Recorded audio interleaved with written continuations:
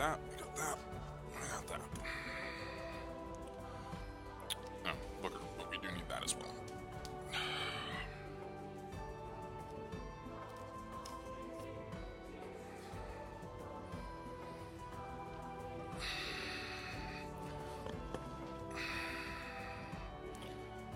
Alright, so doing pretty well there.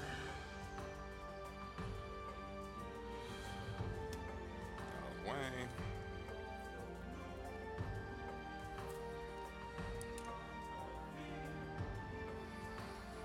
Maybe zoom this out just a bit.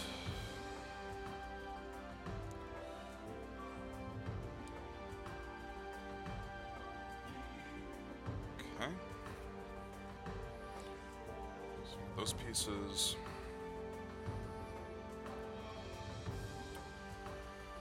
All right.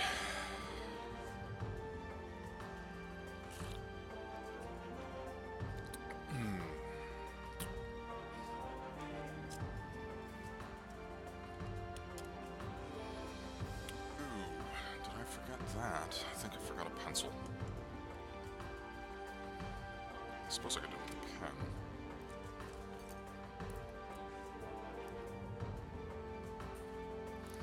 Alright. That out of the way, we don't need that there. Stuff is sort of a mess. Okay. So, today's game plan is to build... Let's go ahead and pull this out. Come on, come on. This does not want to come out. Alright, here we go. So we're going to go ahead and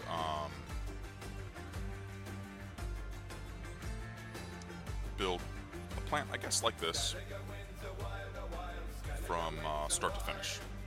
So go from the creation of the leaves through to making the armature to support them, and then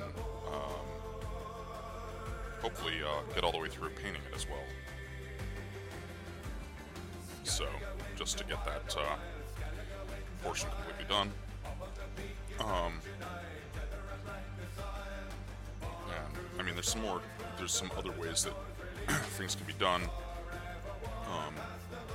Green Stuff World actually has these punches that I just recently picked up, but they're a bit of a beast to push through the plasticard,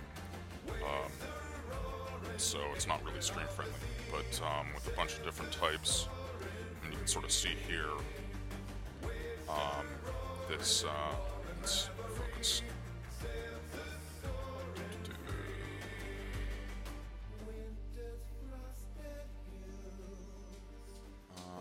Focus, there we go.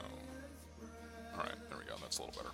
So you can sort of see I just used a single piece to go ahead and attach this, and then I attached everything else. Avalon, come on. And really, it's all just attached. Hey, weird brush. Small human in the background. Yep. Yeah, Mrs. Bug is sick today, so the normal trip.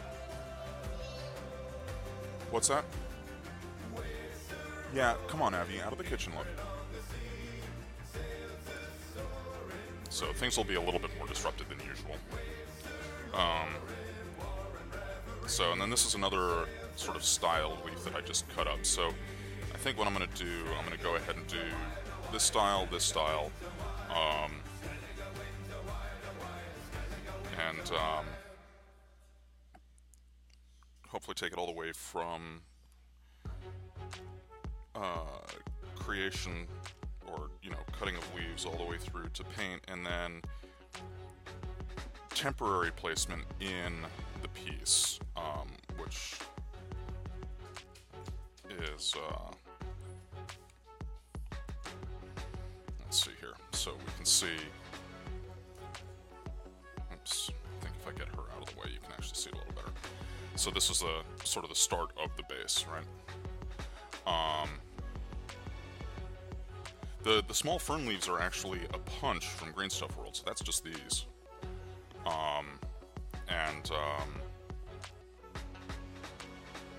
know, it's pretty simple. It takes a fair amount of pressure to push through the thickness of plasticard. You know, I suppose you could also use it for like creating stencils and stuff if you wanted to do that, because that'd be a really great airbrush stencil. There we go. But I mean, yeah, I guess I'll go ahead and push one or punch one out to just give you an idea of how difficult it actually is. I've actually taken to pushing on the surface this way, and so you get it set, pressed, and then takes a bit. It also tends to wedge. You can see how it's wedged open. The button's all flopping. They're getting a little better. They're tuned specifically for paper, so the tolerances are a little tighter than they should be for like cutting plastic and stuff. But as it gets used over time, that will get better. So they probably won't be able to cut paper anymore, but that doesn't bother me, right? So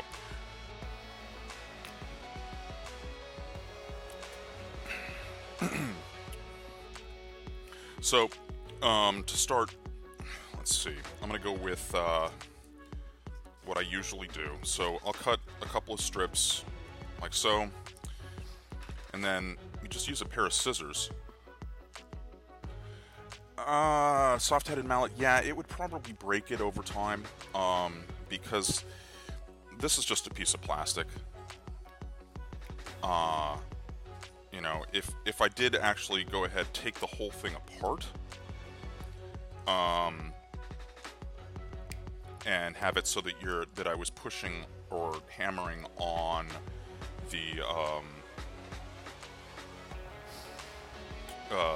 metal components of the piece, or even I have an industrial press in the garage where this would work pretty well. So it's like a hand crank press. That also works. So, but typically what I'll do for making the custom ones. Hey, General. Thanks for stopping in as always. I start by cutting out teardrop shapes, and they don't have to be terribly accurate.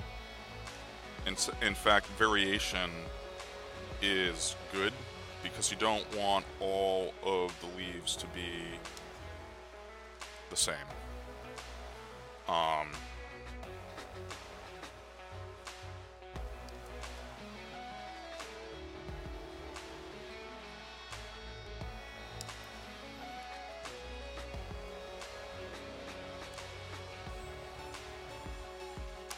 And then what I'll do is I'll take a pen or a pencil or something, and I'll draw out on the pattern what I want to do.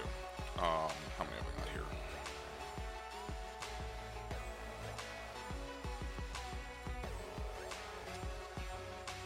So 4. So I'm going to start by making another one of these sort of broad-leaved plants. Teague, hey! All the cool kids stopping in today. Awesome.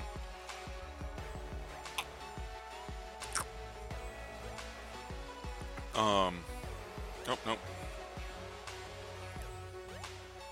5.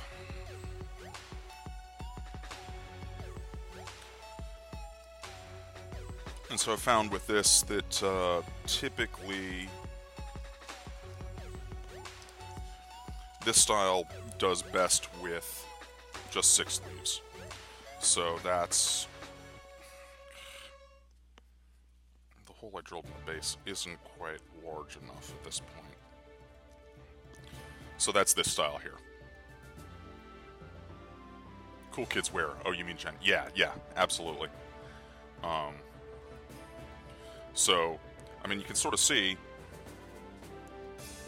this is how these start out. It's just like that. So what I'll wind up doing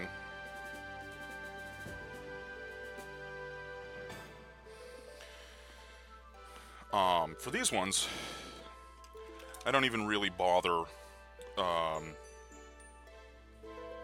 drawing out what I'm supposed to do, because it's pretty straightforward. There's two sides to these. You probably can't see it, but this has got sort of a texture to it, and this is smooth. So I prefer the smooth side to be the side that you're actually going to see. And I'm just using a tool like this, so it's a bit rounded. There's actually a sharper spatula that I've got kicking around here somewhere, but I don't know where it went. So for this entire run of plants recently, I've done this. And I'm just pushing down relatively hard.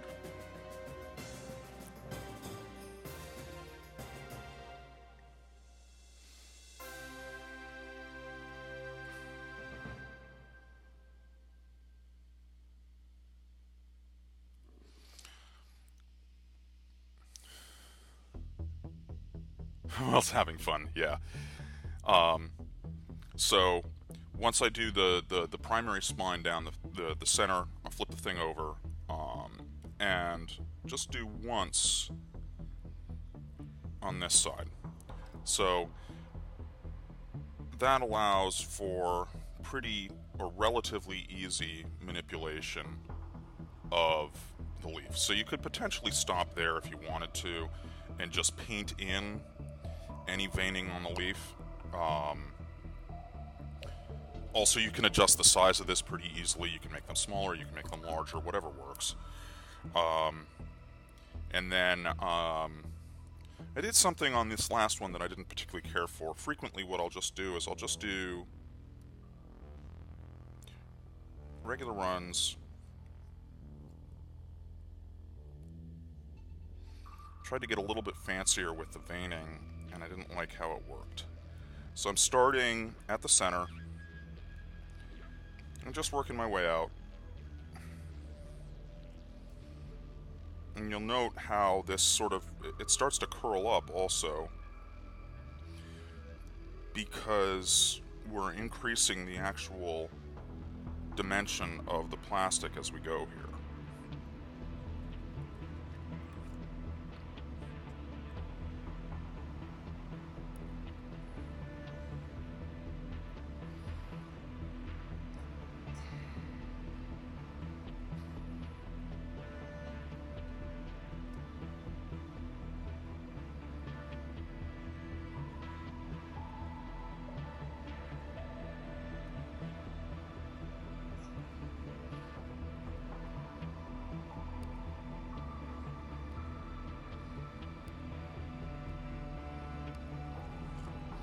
So, and the cool thing is also, it actually starts to form up on that seam that we did through the center. Hey Horcrest. Yeah, very much like metalworking tea. Absolutely. I mean, it's the same exact principle. This is 0.1 millimeter thick plasticard, I think. So it's just stuff that I got, I think, from either Evergreen or Plastruct. Just cheered 1 bits. Thanks for the cheer, buddy. That's awesome. Thank you. And you can see in profile, it's got a nice bend to it. Enjoy your pupper. Yeah. Also, I mean, you can't really see it just due to the focus that we've got here, but there are slight raises in this. So it's not sort of cut in the way this side is. This will get hidden underneath the leaf as we go. So the next step that I typically do, let's see, I do have a pair of jeweler's pliers as opposed to needle nose pliers kicking around here somewhere, but there they are. Okay. So, and this isn't necessary that you use this style of plier, but it does help. So therefore, like closing rings and stuff for like necklaces.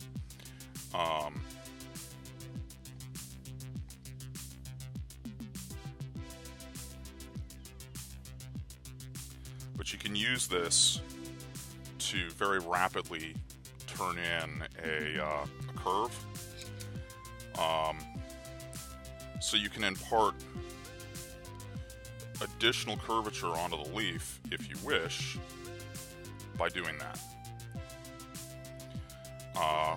So the next step is, of course, to glue it on. And this is just done with super glue.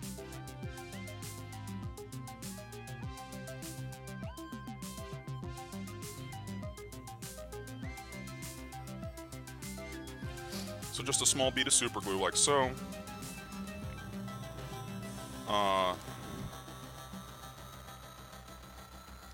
And this is actually, I think, the hardest part of the whole thing.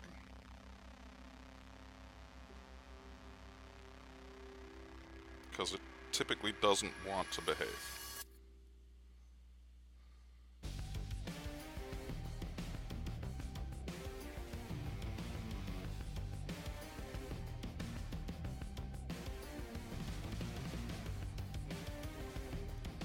You allow it to set.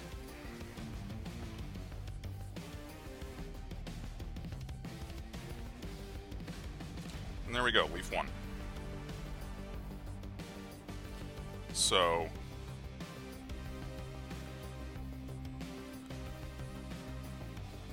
oh, also this is, believe it or not, it's aluminum welding wire, from Lincoln Electric. I mean, you buy one of these, it's about $20 US, made in Canada though, so, Orchrist, you should be able to get this pretty cheap. It may be more expensive now in the United States because we have this wonderful trade war going on. But yeah, I think I got this. I got this for like 25 bucks. But it is filled all the way to there, so I will never have to buy another one of these. And the nice part about the aluminum is it bends much easier.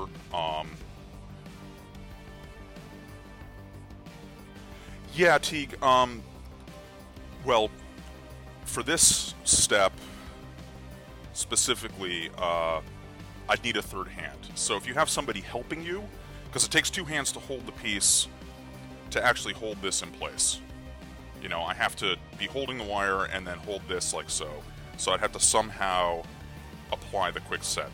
But also in about anywhere between 3 to 6 years or so, the super glue will actually, it causes a sort of a crystalline lattice to occur in the super glue as opposed to just sort of a flow.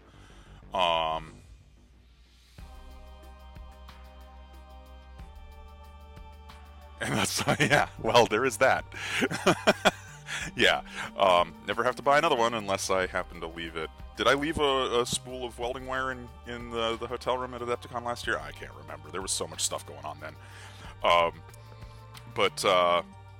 So in around, and that sort of crystalline structure winds up continuing to propagate through just the air mattress.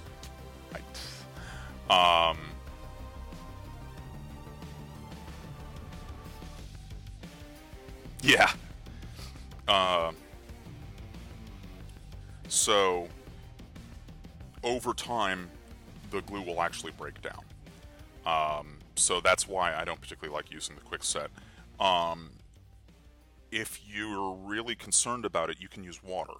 Water does pretty much the same thing. It's just a little slower, and it doesn't penetrate all the way through the glue bond. So it'll cause the outside of the glue to immediately set,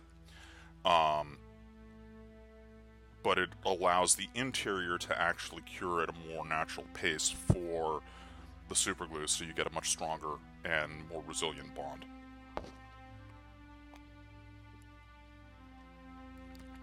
So that's why I don't use the quickset stuff. Okay, so now comes the fun part. Do it again, times 5.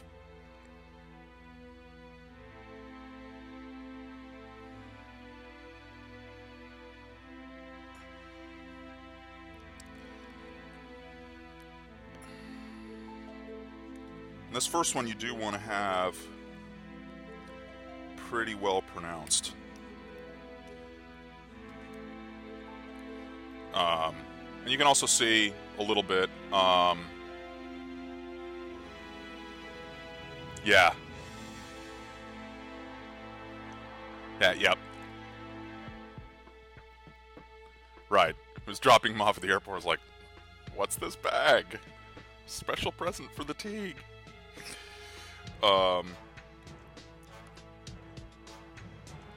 Oops. You know, and small mistakes like that really don't make a difference.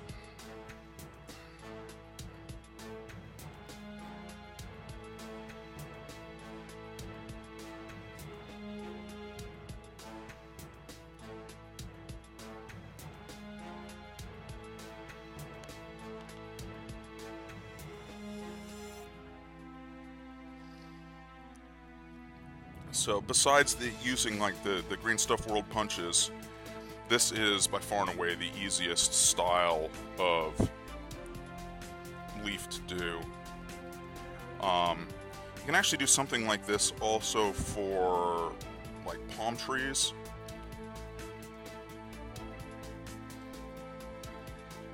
It really helps if you actually have this crease the right direction. There we go.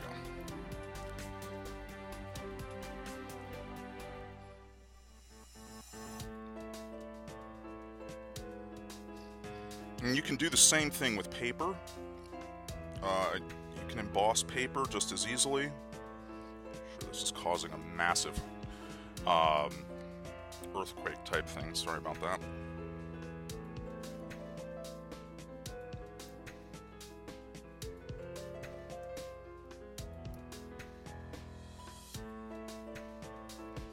Okay. And that's another reason why having the back end, because even though I had a couple of mistakes on this side here winds up still looking pretty good.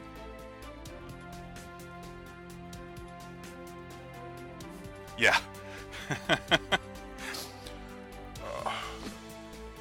Freaking burning up here. Hold on a second.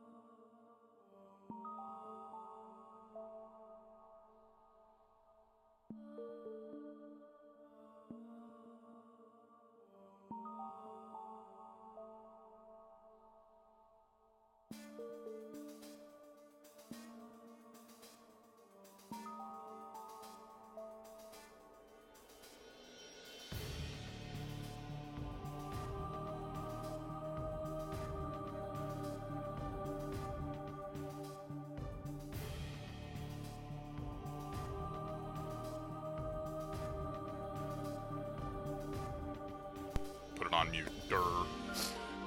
Okay, so what I was saying, you don't necessarily have to bend the wire with a pair of specialized pliers like this. You can bend it with your finger, but it tends to kink.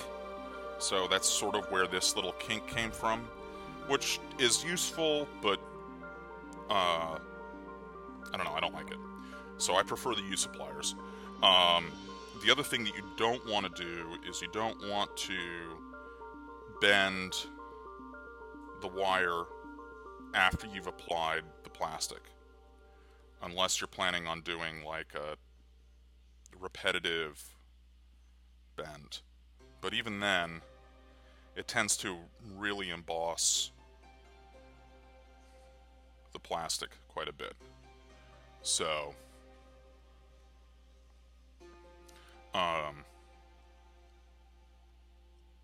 yeah, something to keep in mind, I guess, right? It's kind of cool though. I might actually do something along those lines with a leaf.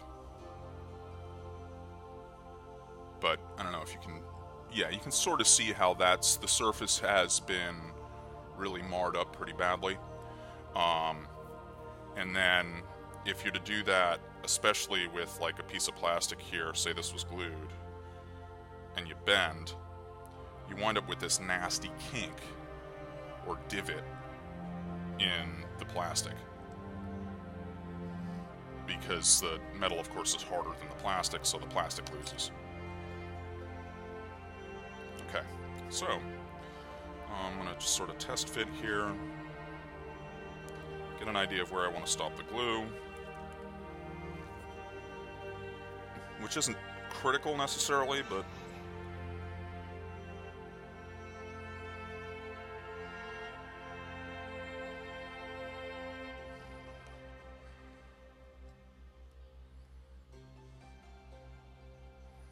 I think the hardest part about this is actually just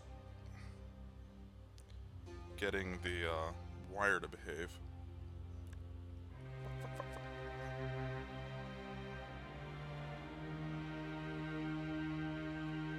God damn it. Come on, come on, come on.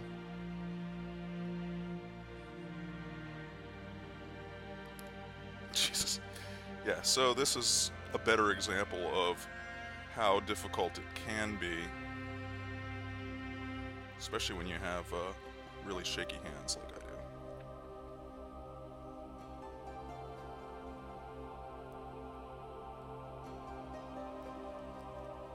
Lovely. So I spread the glue out and it cured.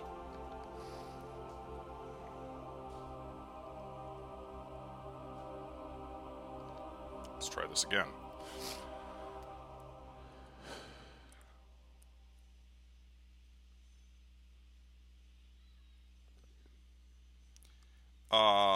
Yes, that's correct. As you're working it.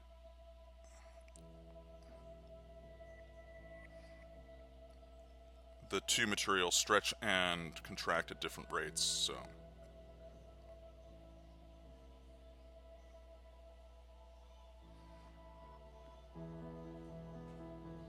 So I've actually glued the leaf to my fingers at the moment, but I'm just going to let that be.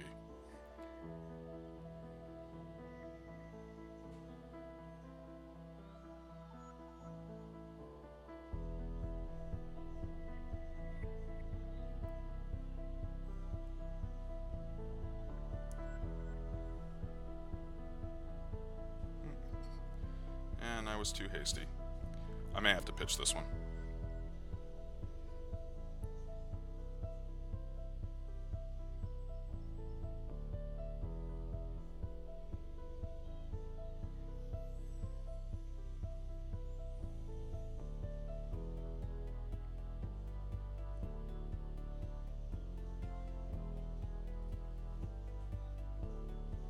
Maybe, no.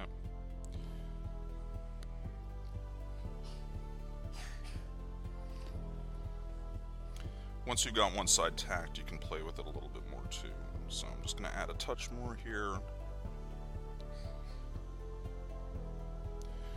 And the benefit to this is really that this stuff isn't visible by the time you get done prepping stuff up. Vazatwitch. 2-man raid. Hey! Thanks for the raid. I didn't actually... Why? Man, my alerts aren't showing up.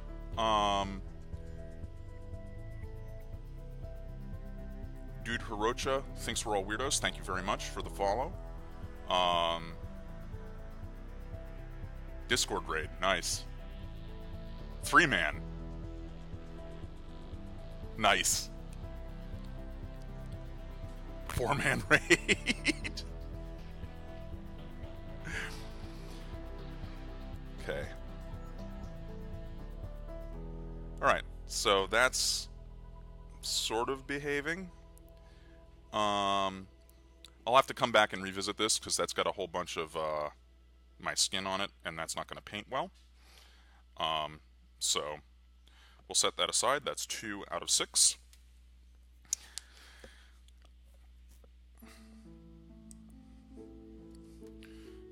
And And, alright. So, I don't particularly care for that sort of flat surface there.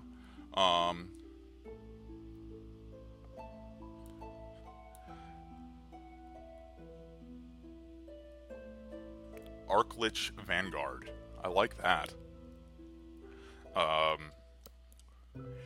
So, if you've got something, I mean, you can come back with this and use scissors if you wish, or an X-Acto blade, or in this case, a scalpel. I mean, really, whatever is sort of the easiest sort of cutting method. I don't know if you can see, that's not really smooth anymore. Doesn't matter. Oh, nice. Alright, best of luck, Teague. Thanks for stopping in, as always. Alright, and I'm going to try to remove some of this glue.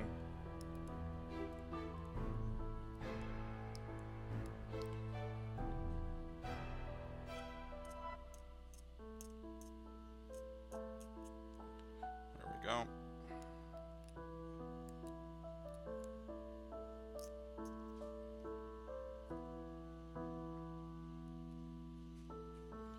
And some of the skin and glue that happened earlier.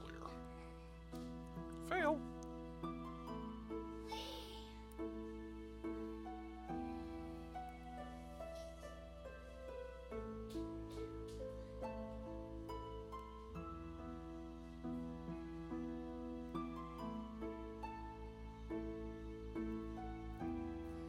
Alright, so that is actually still usable. Nice.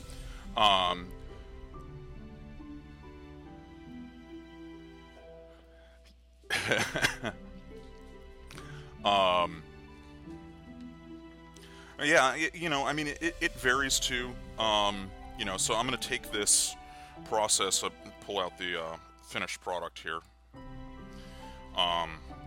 This is where we're going. So the final bit's going to be this. Do you need a tissue? Or are you good? Oh my goodness. Yeah, grab a tissue. And then to give you an idea, so this is what it's going into. So I'm populating this entire board or display base. And I've got another one up there that has, it's a little bit further along. I'll give you an idea of the sort of closer to final look. So that's more along the direction that this will be taking.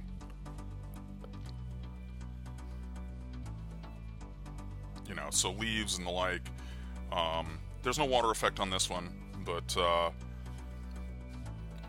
this side here is almost completely populated now with plants. I probably have to add another couple, but the current project unfortunately takes precedence over this one, so.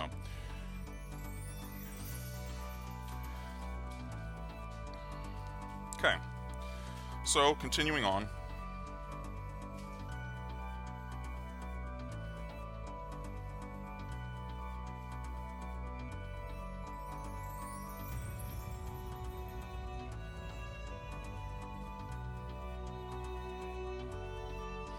And also, since the real estate on this current, the base that I'm working on right now is significantly larger, I will need a lot more plants to really make the forest floor look like it's properly lush, I guess. So one crease along the back. And then we'll go ahead and start. Actually, you know what?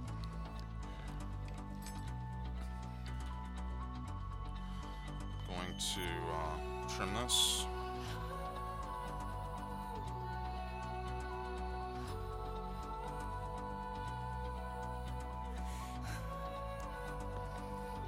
That's better.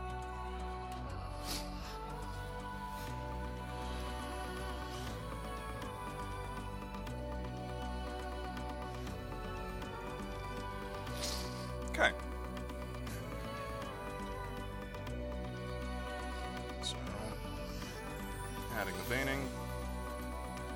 found specifically with this type of plastic, just 2 passes does pretty good. Some you're better off with 3.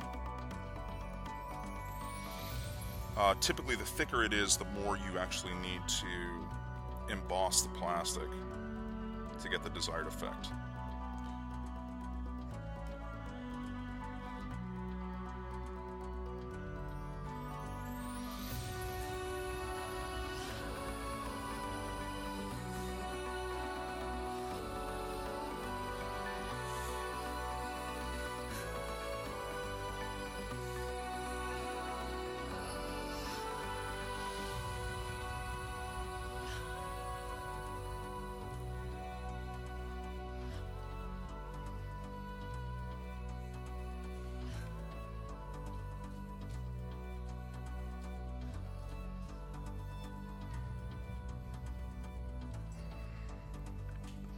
And unfortunately, I found that and there's probably a better tool for this style of embossing that doesn't tear your hands up quite as much as this does, but this really, sure.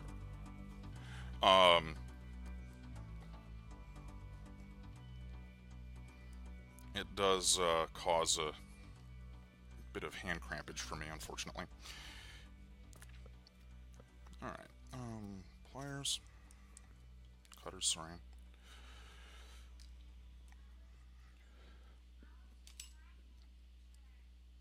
Ah, crud. So that broke open again. Darn it all.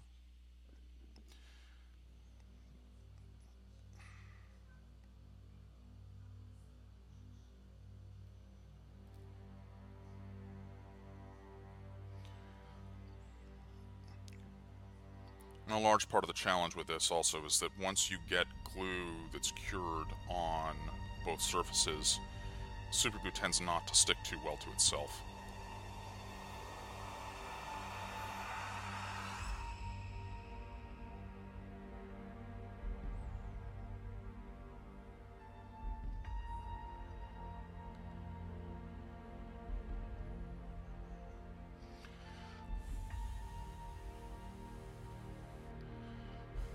Also, blowing on it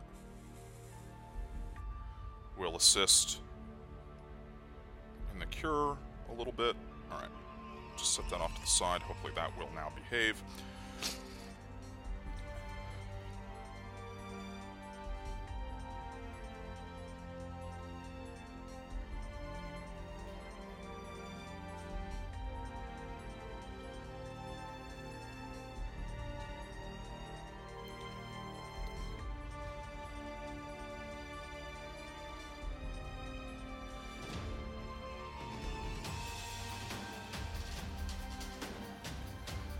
Okay.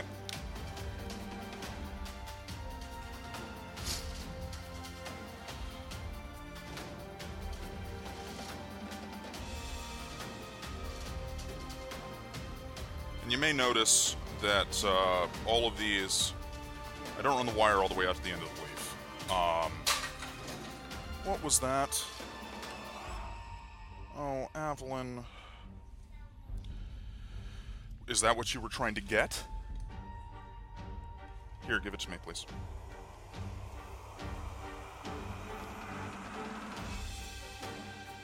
Here. Put it away, please.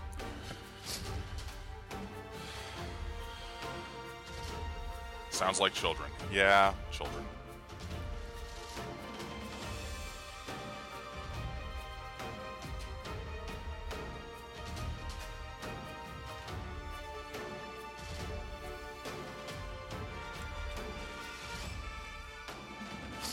Yeah, they see you. Alright, that's enough.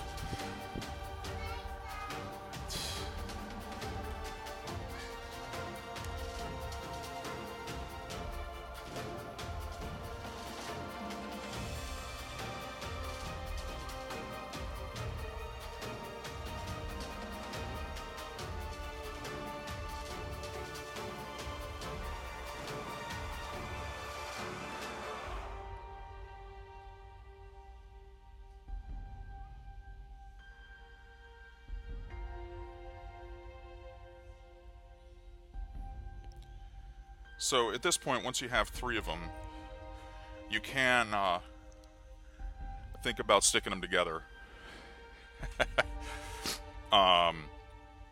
Excuse me.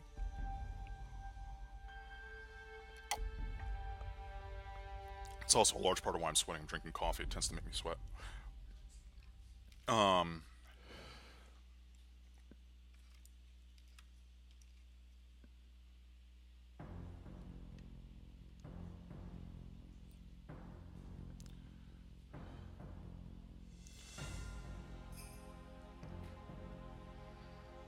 And, I mean, you can go with just 3 like this. That's fine. Well, I need to mess with the focus a little bit, don't I? Let's see. There we go. That's a little better. Of course, you can't see what I'm doing with cutting and embossing down there, but it is what it is. So, you'll also note that I've got 3 across here. Oh, FOD, indeed. I also like to vary the elevation of these just a little bit. Just adds a little bit more character to the plant as you're going.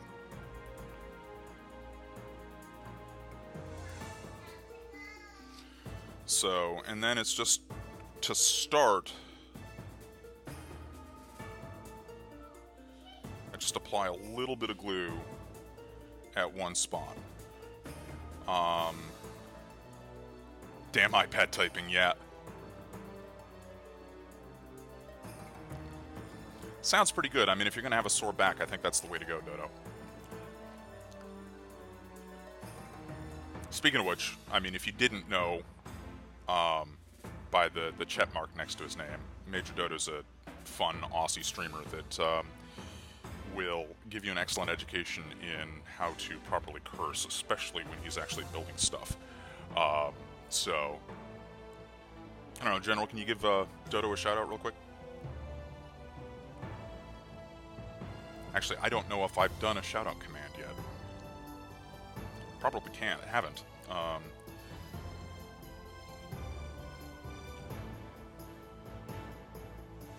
Let's see. No, not ready yet.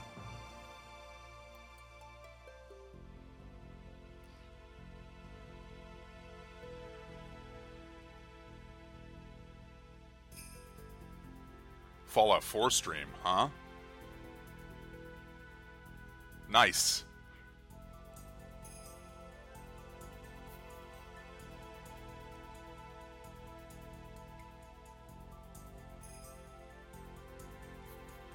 Aw, jeez. Orky is on it. That's awesome. Also, if you don't know, Orcrist also streams quite a bit. He's a lot of fun to watch. So yeah, here we go. I mean, this would probably be a good place to use the accelerant.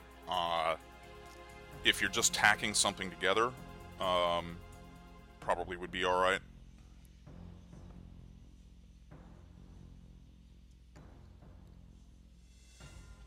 Just add a little bit more here.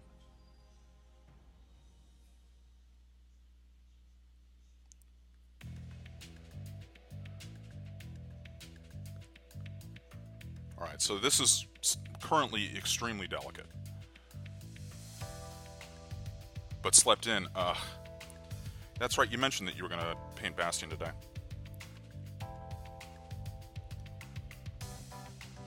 Now, I'm focusing on this creature caster. No, small plant, small-ish plant for forest floor.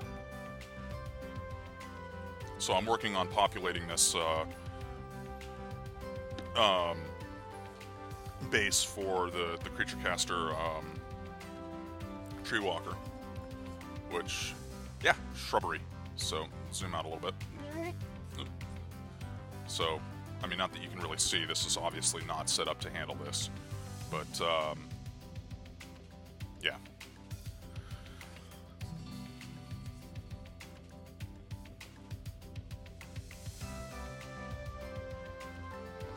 Alright, so I'm going to let this set this aside, let it completely cure.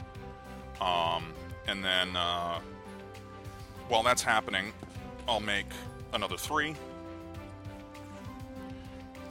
And then from there, prep it, set it up in a pin vise, and we'll move on to painting it.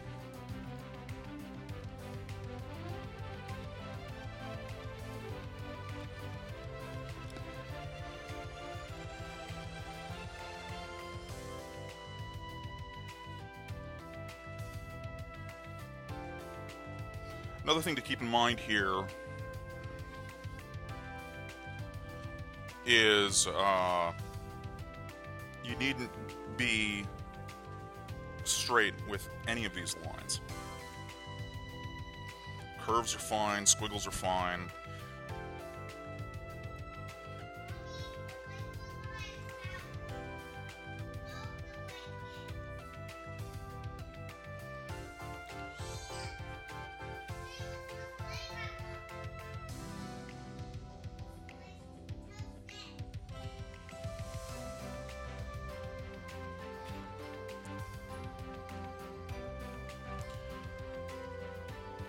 Again, sorry for the shaking, but there's not much for it, just with the way this is set up.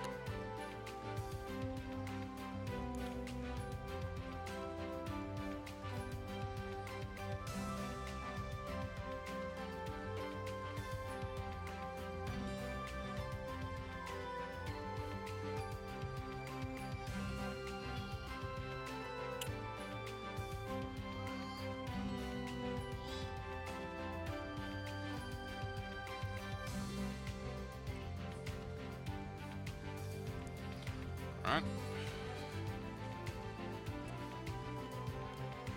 That'd be a fun GIF announcement. You shall bring us a shrubbery.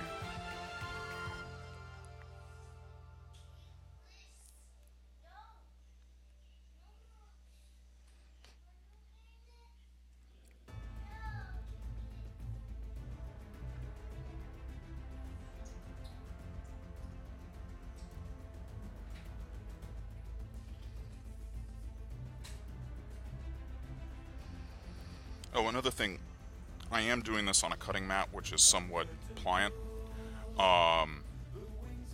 That's actually quite important. You don't want to do this on a completely hard surface. You want to allow for the material underneath to stretch and deform a little bit.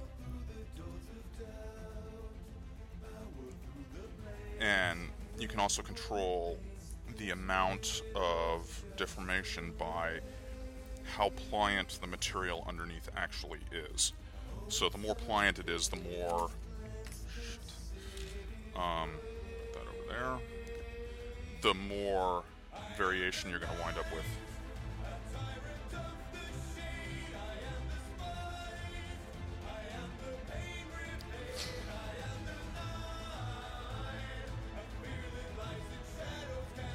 Come on. There we go.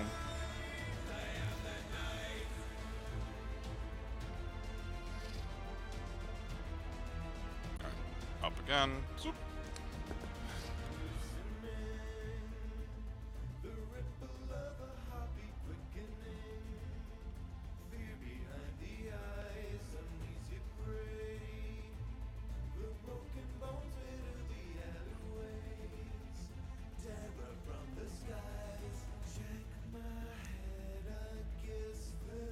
All right.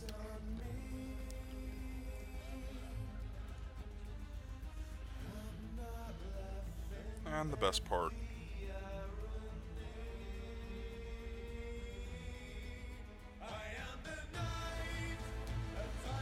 And so for this project, I'll probably have to make 4 or 5 of these. 5 would probably be better just to keep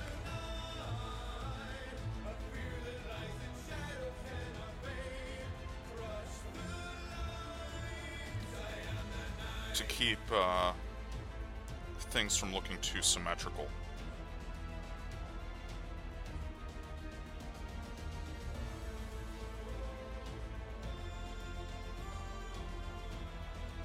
Nice. What'd you have to eat?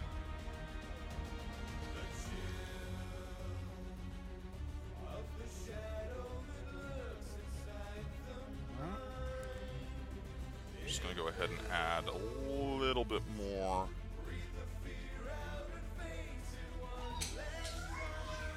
Okay.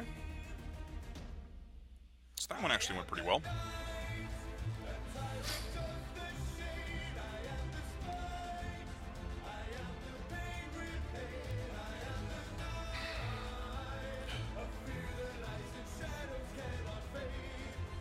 Oh, nice. Very nice. Alright, so I'm not really fond of this super sharp angle there, so I'm going to trim that down.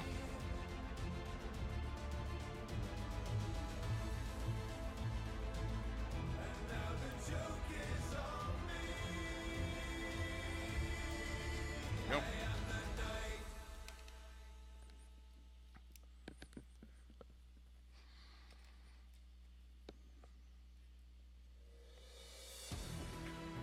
Is that the right side? Yeah, okay.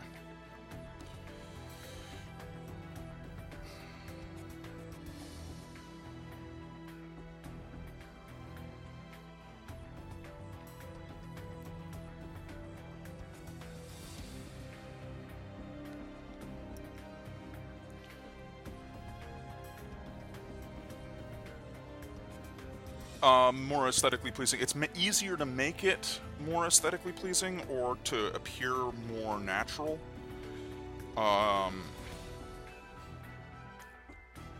You know, you could do 3-in-1 in terms of composition. I mean, the placement of plants is, you know, I guess there's a human tendency to build patterns and things. And it's challenging to prevent those patterns from actually showing up, even when you know that being random is important. I mean, there's tricks that you can do to assist with that, like one of the things that I've done in the past is taken a toothbrush and some paint and just spattered it over something to get a really random distribution of dots, and then I'll use that as the layout for where plants actually go, because of course that comes out pretty random.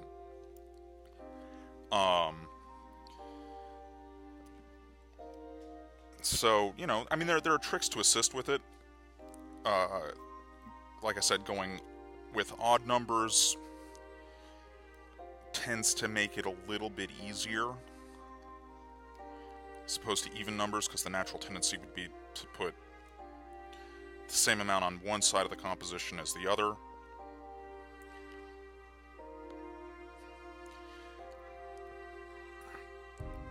And, I mean, you know, we could go ahead and do different leaf designs for different areas, and then do sort of concentrations, which is sort of how things naturally happen. Typically you wind up with similar plants next to each other.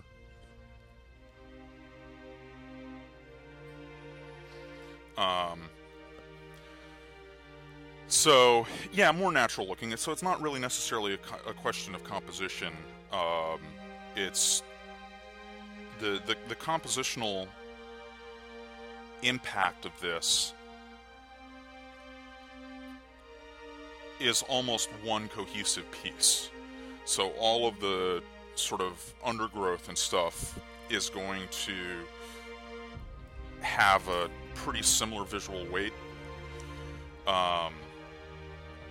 where the real compositional challenges are going to come into play are going to be how I place other trees in and around the composition. Hey, Snick80, how you doing?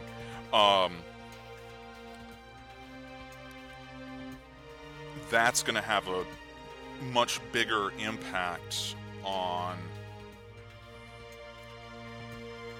how the entire thing looks, whether it keeps your eye in the composition. I don't know if you were following along with the work that I was doing on the Cain and the Damned piece, right? But, let's zoom out a little. messed with the focus a touch too, just so you can see. So we'll talk through this for just a moment. So I'm in the process right now of just adding a whole bunch of undergrowth, but the real compositional elements are actually the trees. So, you know, you've got his face, which is sort of in the center of the composition. There's some Spanish moss, which is bringing you down to the shield and the curve, brings it down to the foot. Maybe you come back up over here. But you'll note that none of that really focuses on all of the foliage that's down here. You know, your eye recognizes it, but the focus of the piece is actually up here. It's the actual figure. So there are, you know, introduced lines that will assist in keeping your eye in the overall composition of the piece. You start to play Resident Evil 6. You hammer the buttons and wiggle the sticks. To punch or to Yeah. to jump or to kick. You hammer the buttons. Will I be putting in a water effect? Yeah, there is actually a water effect in there already. It's a little hard to see with this, Camera keeps jerking. It's making me sick. but What's with these controls? Are they taking the mick? No. anyway, so to go back to it, really, you don't, the whole undergrowth, it's almost like the frame, and it will visually represent almost one visual element, even though it's made up by a whole bunch of itty-bitty bits and pieces. And the trick to avoid is to have things that genuinely look out of place. Because what that'll do is that'll wind up becoming a focal point. It will draw your attention and it'll pull you out of the composition of the piece and really detract from the overall aesthetic of the entire thing. So to do that, it's important to try to keep all of this stuff as natural looking as possible. You know, people are no, I did not make the dude with the sword as well. This is actually a Black Sun figure.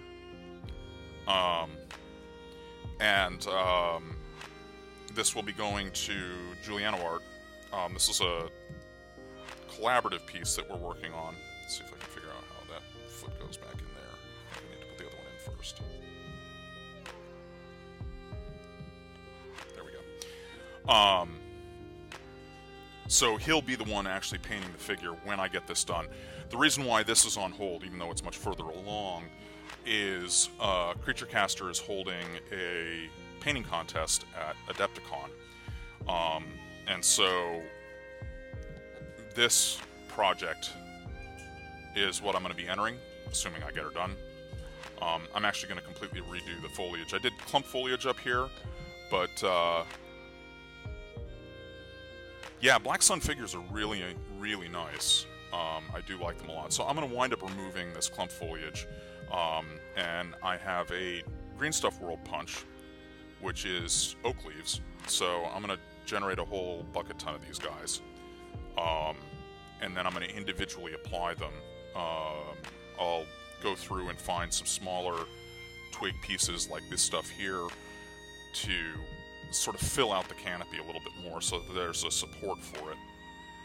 I mean, it'll be somewhat of a laborious process, but I think that overall it's going to really sell the piece significantly more than doing the standard sort of clump foliage.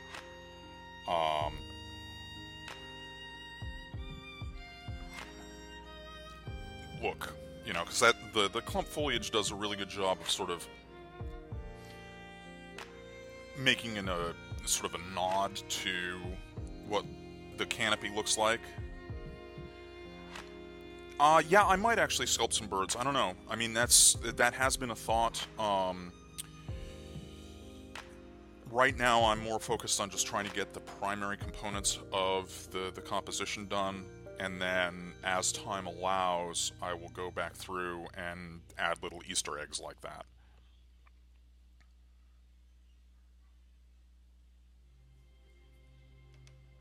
assuming that I have time.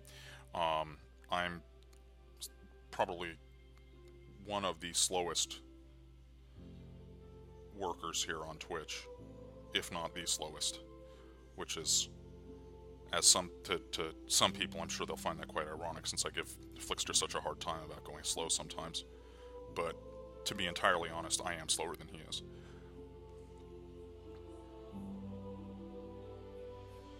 Certainly when it comes to painting.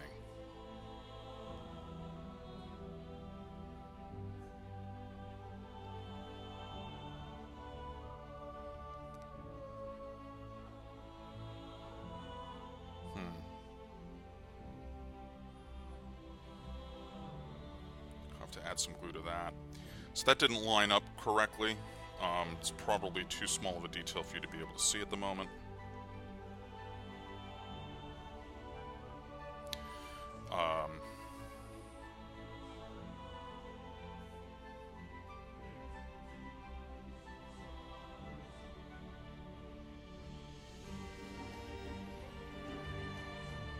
Okay. So there we go. One more to go. Yeah, slow and steady is not a bad thing. I do wish I was faster. I tend to rework things significantly less than Flickster does. But, I mean, I shake a lot. So, holding my hand steady for some of the finer details is it's a real challenge. So I do tend to make a fair amount of mistakes, which need to be covered up.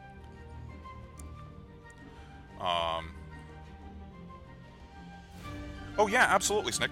Please do. Yeah, links are we're link friendly.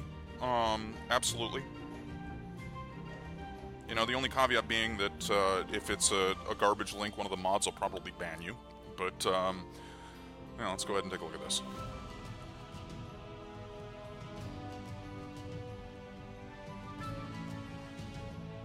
From Hassle-Free. Death in Taxis. Nice.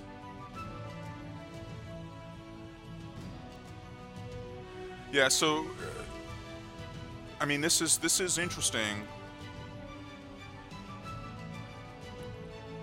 I don't particularly care for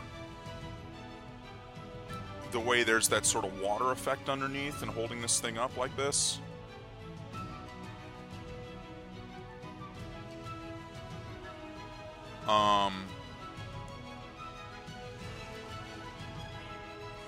You know, the water effect underneath, I think, actually is, you know, sort of it's a distraction from the composition of the piece. Also, there's a couple of branches I think that would have done better to be removed from this, because there's some lines that really sort of pull your eye away from the center of the composition. Like some of these crows that are hanging out, the one that's got its wings spread is really distracting from the figure. It would have been much better to have that over maybe on the branch that's coming up directly on top of the figure. But you know, it's so, and that's one of the things that, especially when you're working on a natural piece, is much harder to execute. Let's zoom in again. There we go.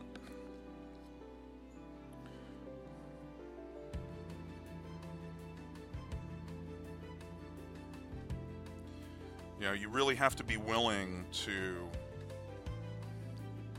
cut something apart, put it back together again, cut it apart again, put it back together again, add components, remove components.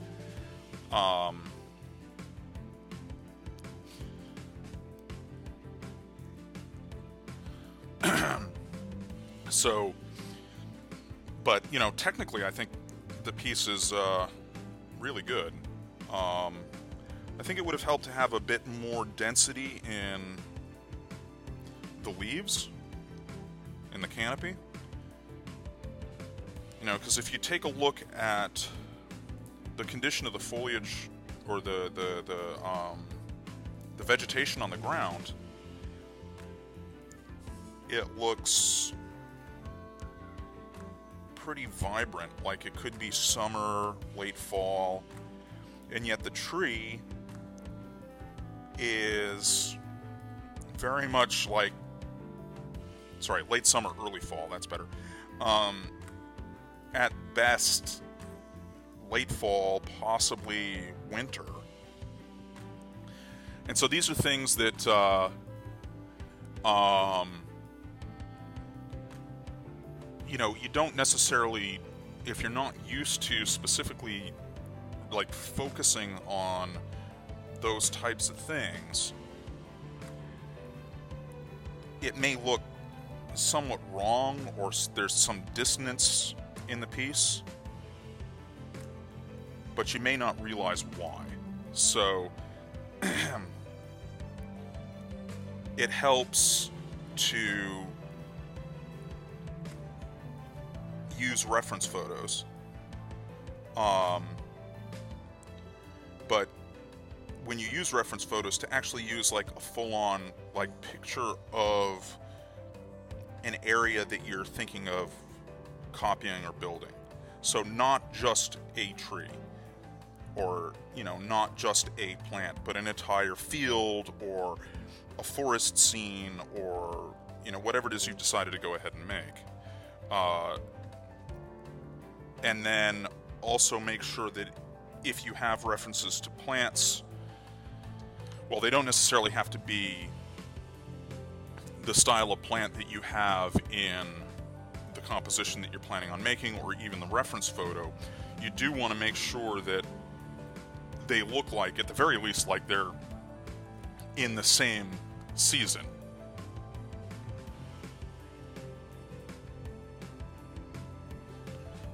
Now, you know, I mean, it may be that that tree has been dead for a while, and that's the intent of the story, but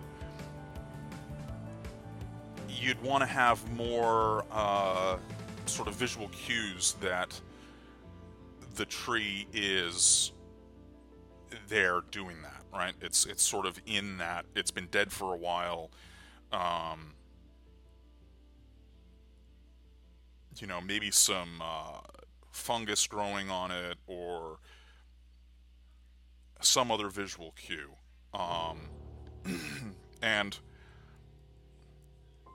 you know, while you might very well see a scene exactly like that in nature,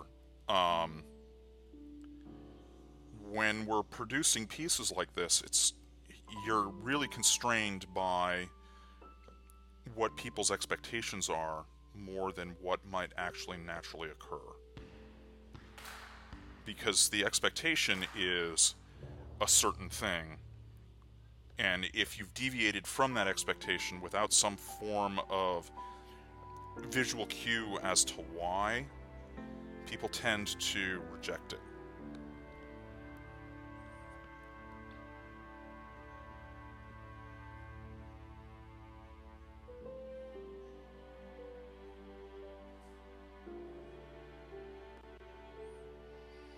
You know, you have to almost be more realistic with a fantasy piece than you do with, say, a photograph. You know, because the interesting thing with a photograph is, let me zoom out a touch here, sorry. The interesting thing with a photograph is that people are going to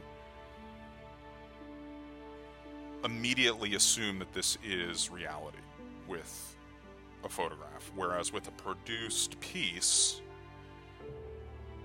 they're going to expect things to be as real as possible, even if it's a fantasy setting or something like that. The things that set off a fantasy setting properly, or better, I guess is probably a better term, is how realistic everything around it is. So you only want a couple of items that you're asking your audience to suspend disbelief on. If you want them to disbelief on everything, they're not going to be able to identify with it terribly well. Alright, so continuing on here.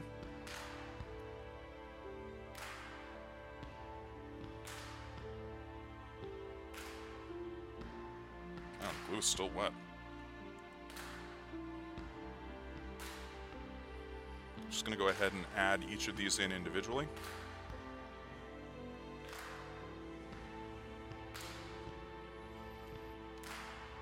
Meanwhile, I've just glued my fingers together.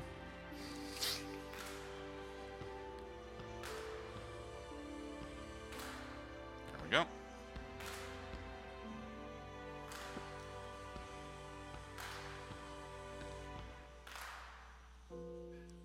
Shite.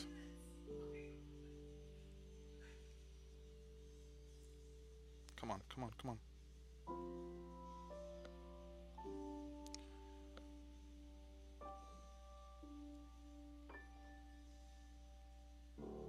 Jesus. This can be a real pain. There we go.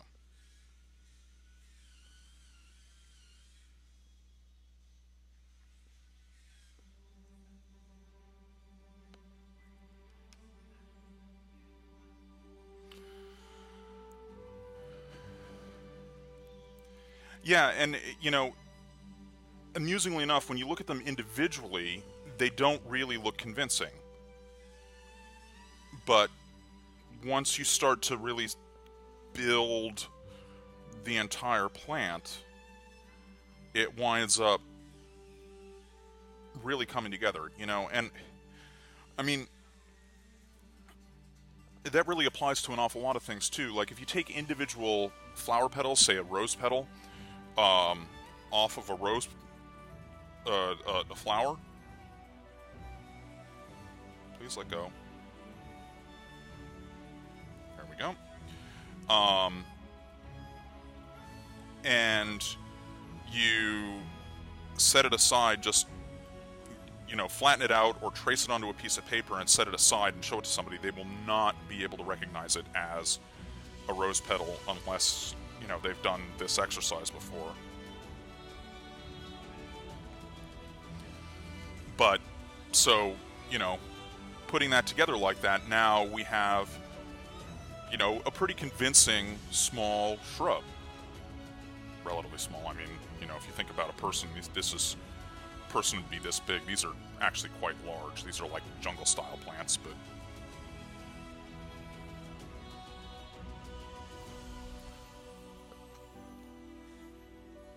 Alright, so the next step, now that this is sort of set up, I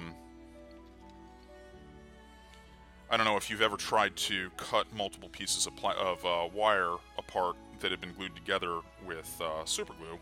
It doesn't work terribly well. So the solution to that problem is to add a little bit of glue,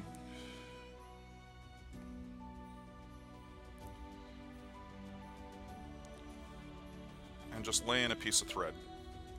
And we'll let that sit for just a moment. Let's do this so that you can actually see what I'm doing.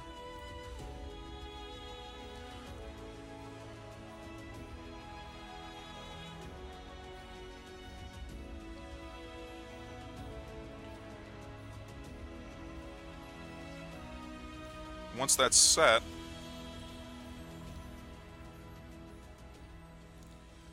just wrap this up a little bit.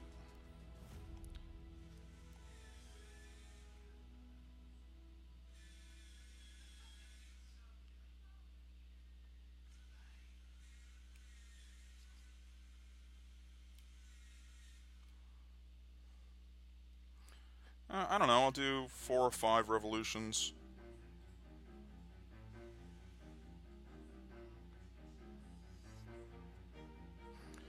And this will wind up getting hidden on the final piece by some fine flock or something, just to make it look possibly like dirt.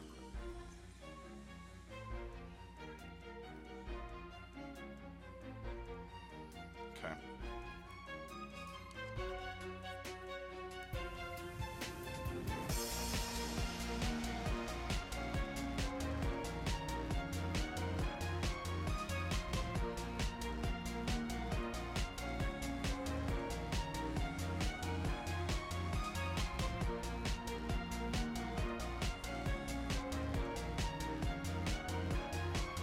cut this one off as well.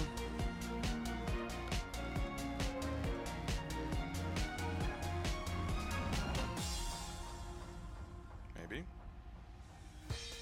Totally dulling the scalpel while I'm doing this, but that's alright.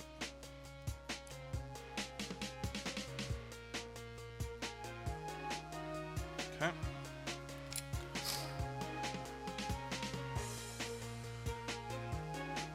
Miss Kit Kats. Well, best of luck to the studying. Hope everything sticks, and thanks for the lurk. It's much appreciated.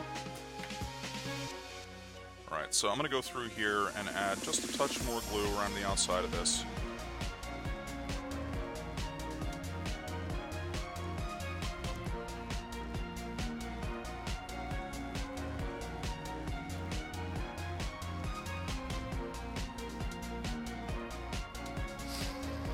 So now, when I trim this stuff over here, because that's held there, it doesn't all break apart. If I had done that previously, prior to adding that sort of reinforcement, the whole thing would have fallen apart when I did that. So that's what that's about.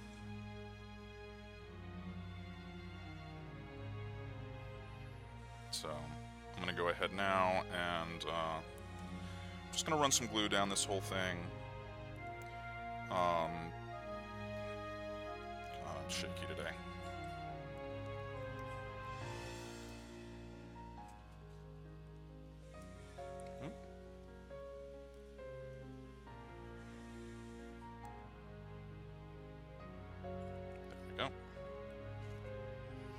Also, what that winds up allowing you to do is to actually, well, with the aluminum at least, twist and pose the leaves a little bit. If you were to try to do, because I had one of the leaves that wasn't really positioned the way I wanted it to, if I had tried to do that with, like, prior to adding the string to that, again, it would have broken apart. So, and this is just thread, doesn't matter the color. But we'll let that sit for a minute. And while that's sitting, I'm going to go ahead and grab some water so that I can prime this and start painting it. So I'll be back in a minute.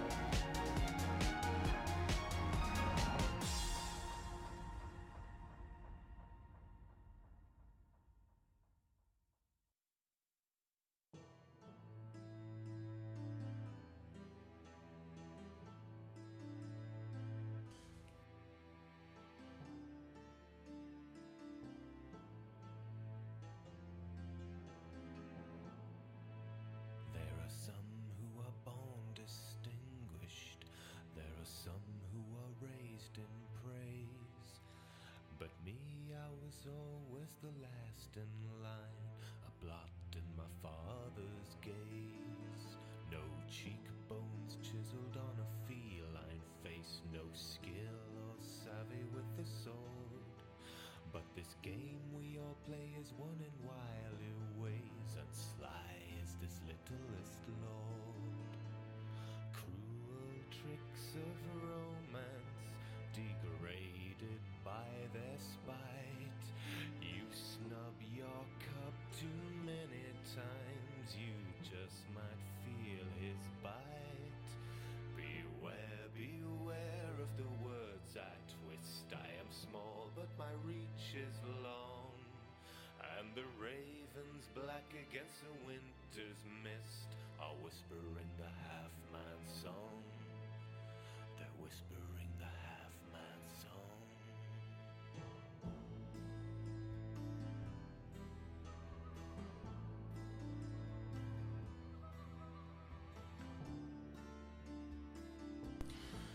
Alright, so it looks as though my black and blue got a little mixed up in there, but that's alright.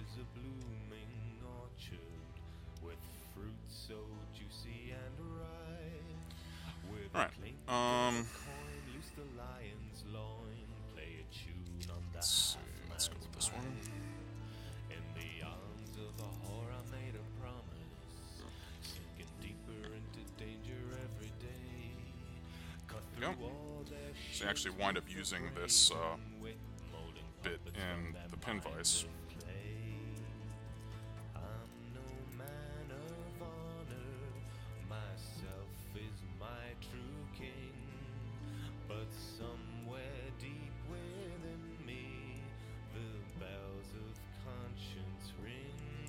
Okay.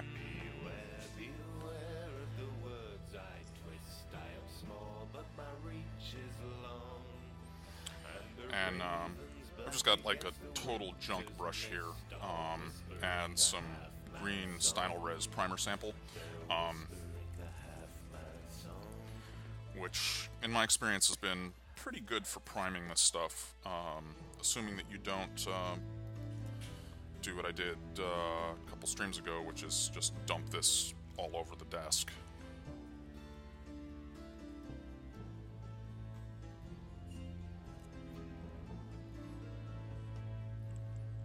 And to answer everybody's questions, yes, you can brush this stuff on without an issue. And this is coming straight out of the pot. No thinning, no nothing, just...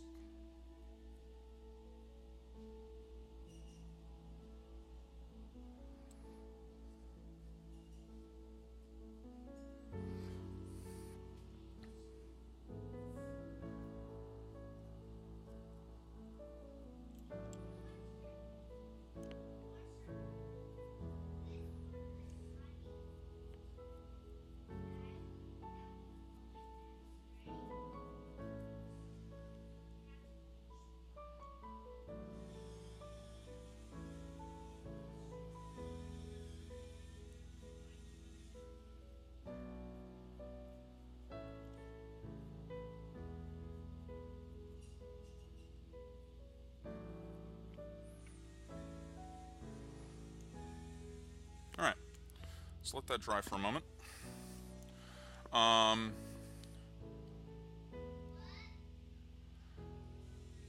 Arcglitch Vanguard, thanks. Well, yeah, enjoy the time with the friends and everything, and thanks for stopping in. My phone is blowing up here. What's going on?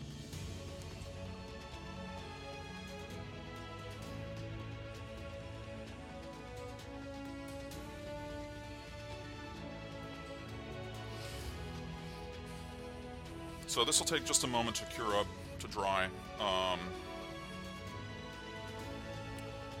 and yeah, I'm sort of ill-prepared to move on from that. So I think while that's setting, what do we got? Not really prepped to work on that. I know. You can go ahead and I'll just start priming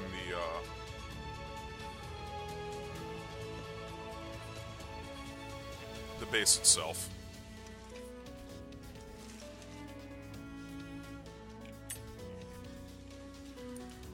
So normally I might do this with the airbrush and like a black, gray, white, but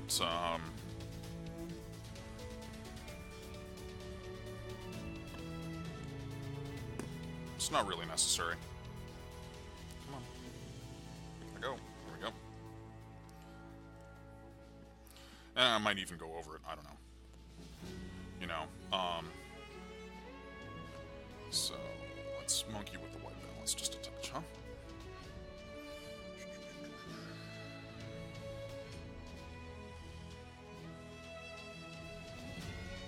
Okay. And what this will also do is this will allow me to see where some of the areas will need to be worked on.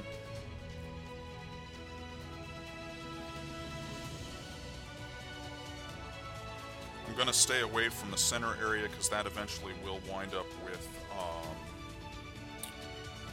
additional putty work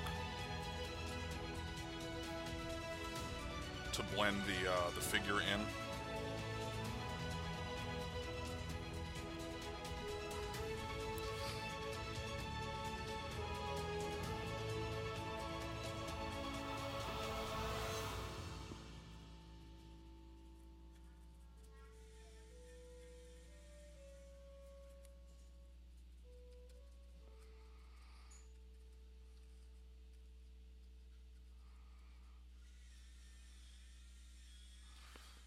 probably should have hit the gravel with some form of adhesive. It does seem to be coming off a little bit, but that's alright. I was more concerned about making sure that I had a couple of rocks that were pressed in, recessed in, etc.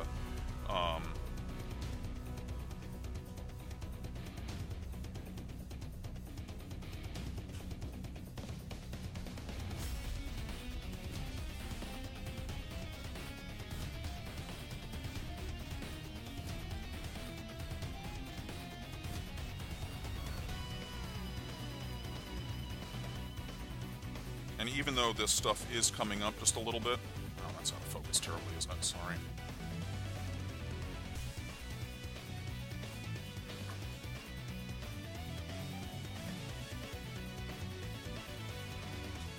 There we go.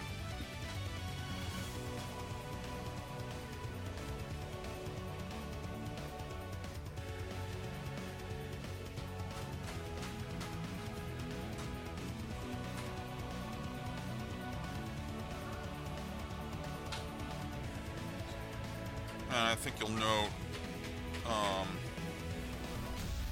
stippling this on, I'm not actually brushing it.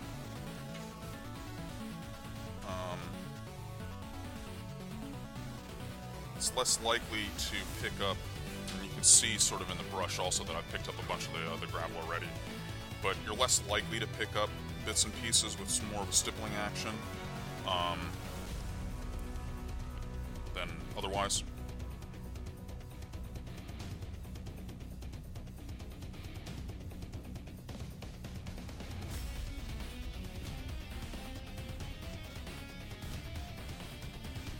And I will be going through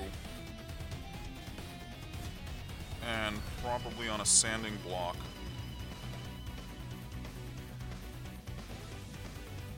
that was just to remove some of the bubbles that were coming up.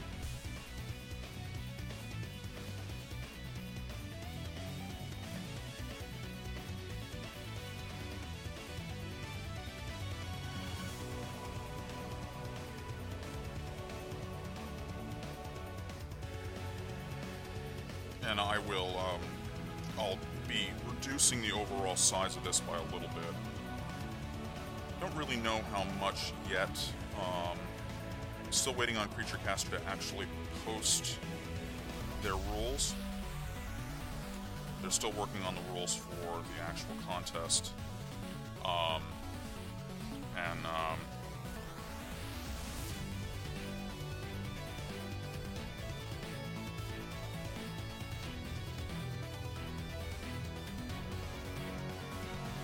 So the next step with this, paint-wise, would probably be to go ahead and take the black ink that I've got. Well, I don't know, I might actually add some fine flock to this at this point, just so that that gets primed, because that does a good job of looking like dirt. Okay, this looks like this is pretty well dry by now. No, just a touch more. Give me a second, I'm gonna have a bite of my bagel that's been sitting here staring at me.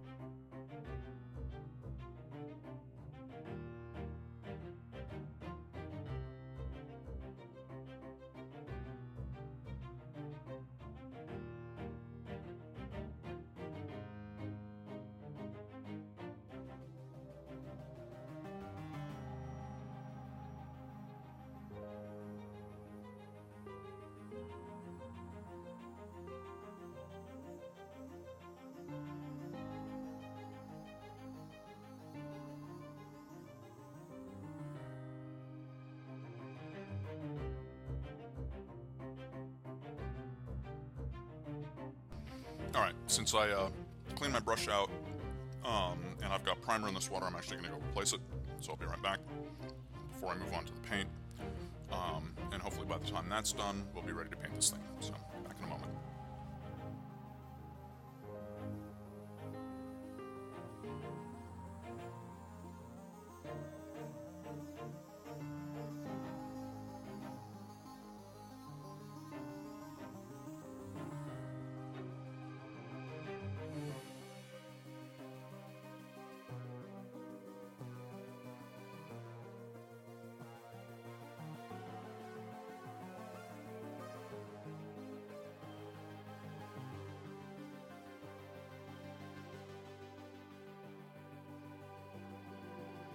Okay.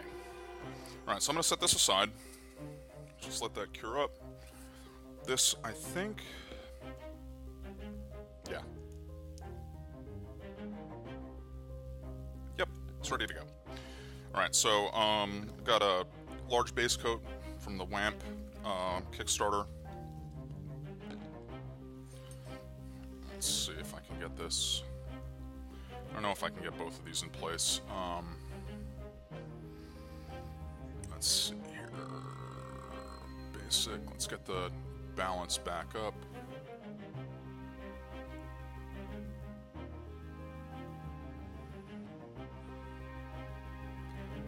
And then let's mess with our focus to get us closer to where we need to be. Wrong direction.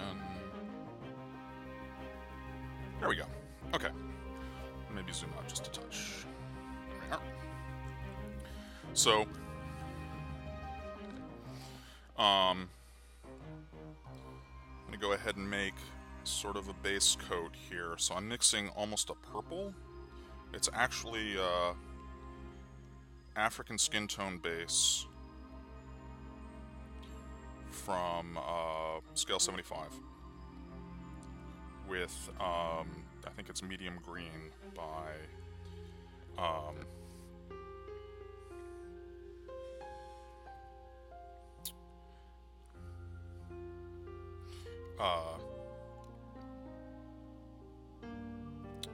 Vallejo monocolor. Derp. Wow, man, total derp there. Sorry about that. Alright, so we need actually a little bit more purple in this. It's not quite dark enough.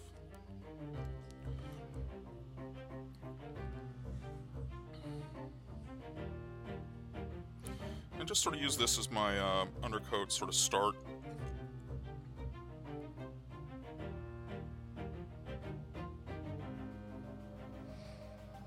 And, you know, I'm not being terribly careful about, sorry about that, about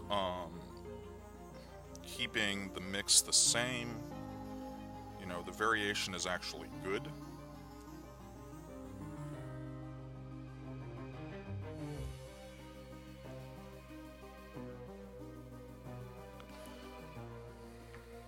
Still can't see where I'm at. Alright. Mess with that focus some more, because that's going to be probably where I'm working for the most part. There we go. That's better.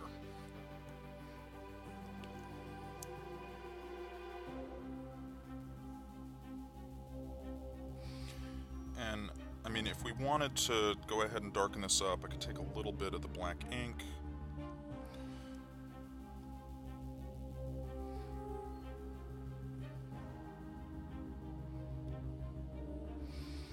And I'm not terribly concerned right now about full coverage. You know, I will be going over this 2 or 3 times probably.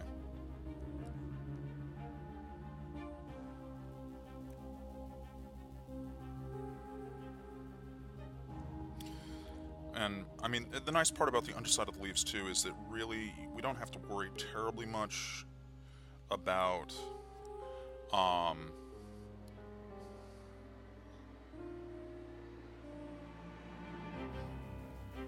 how good this looks, because, you know, for the most part, you're not going to be able to see under this at all.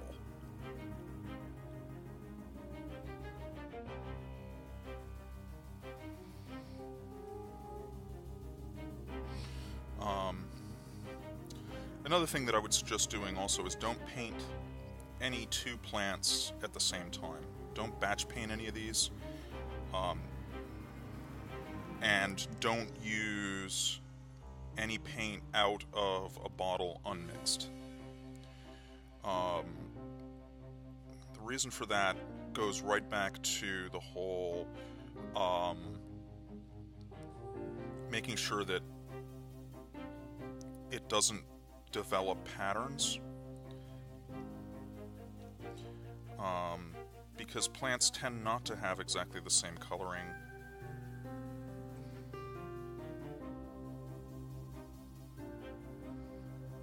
I mean, you can, but it typically doesn't look as convincing. I'm going to go with some of this saddle brown here. Take some black, darken this up some. And I mean, I didn't even go back to the to clean the brush out to start this. That's how sort of loose this all is.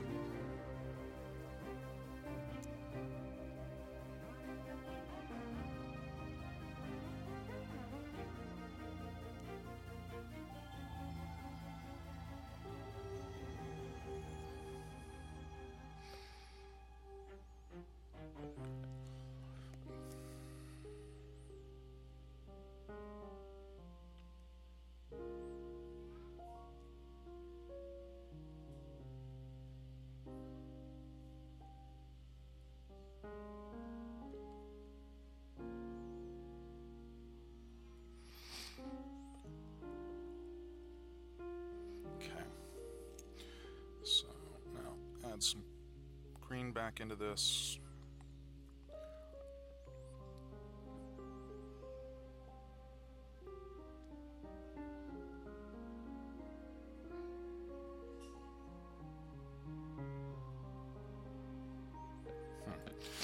There's actually some primer. I don't want that getting on the brush too much. Did have a spot of primer that wasn't completely dry. So we'll come back to that.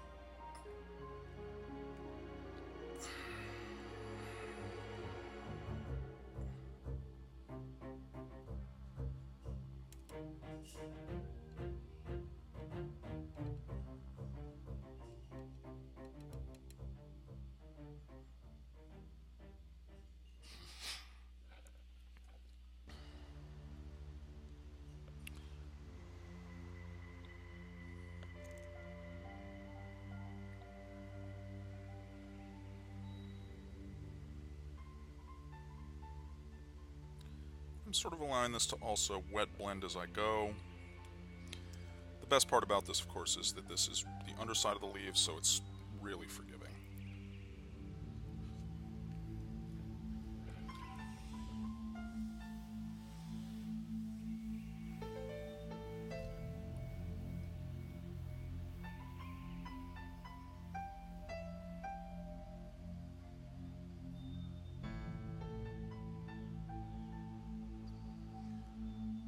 Letting some of that brown still come through, but for the most part, using that as an undercoat has allowed me to just sort of have a darker green color.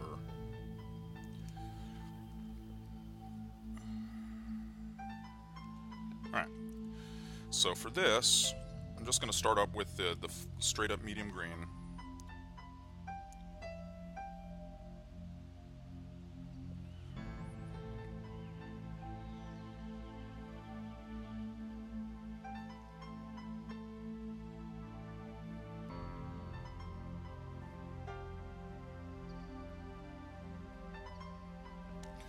This is just the base coat, so that's why I'm not worried about mixing this so that it doesn't potentially match the other plants that I've already done.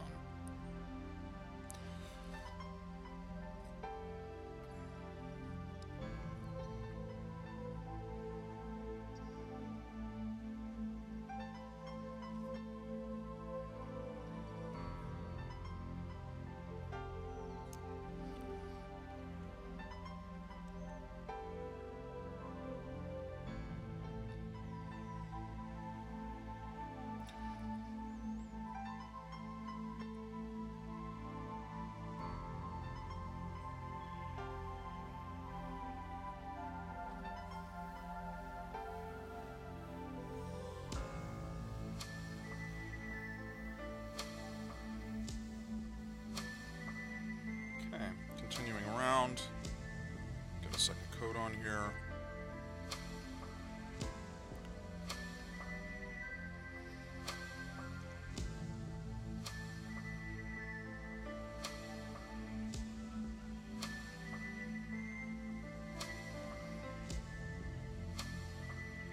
There's still a little bit of modeling and stuff left from the primer coat coming through. That's perfectly fine. I'm actually going to accentuate that in the next step.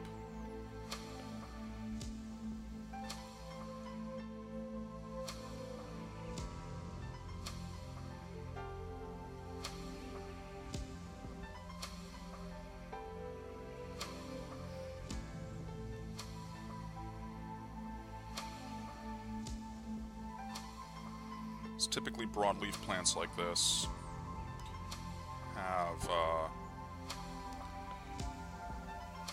sort of a modeling effect to them.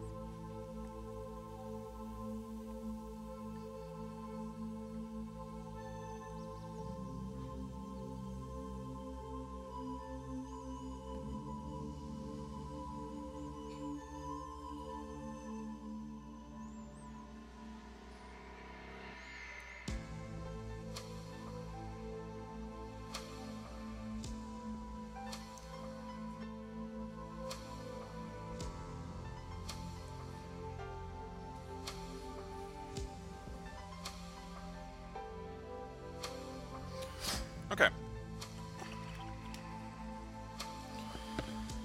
So now, let's get a little bit more water here.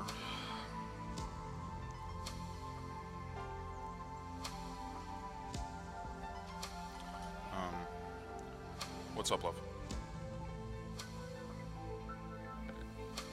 Oh, nice. Doing an otter, huh? Thanks. Alright, so this is the African flesh. A little bit of saddle brown, a little bit of green, and I'm going to add some black to knock this back some. I want this to be pretty wet.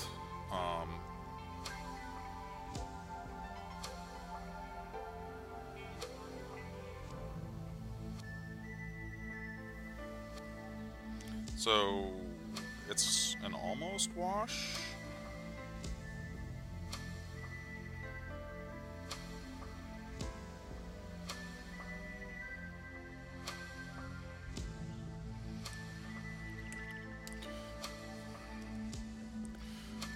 Let that set up just a touch before we mess with it some. This is also going to have like coffee staining on it, etc., etc. I'm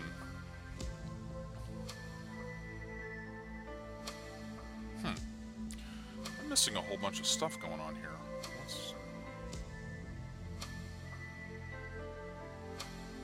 What's the overlay? That's the bits cup.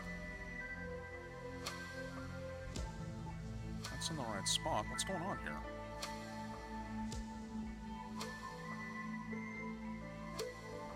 Logged into Streamlabs. I don't know why that didn't load properly. Huh. Whole bunch of the bits and pieces. That's probably why the follow alerts didn't come up either. Bummer. Alright, so we're going to let that set for just another minute or two. Let's see where we're at here. This, that.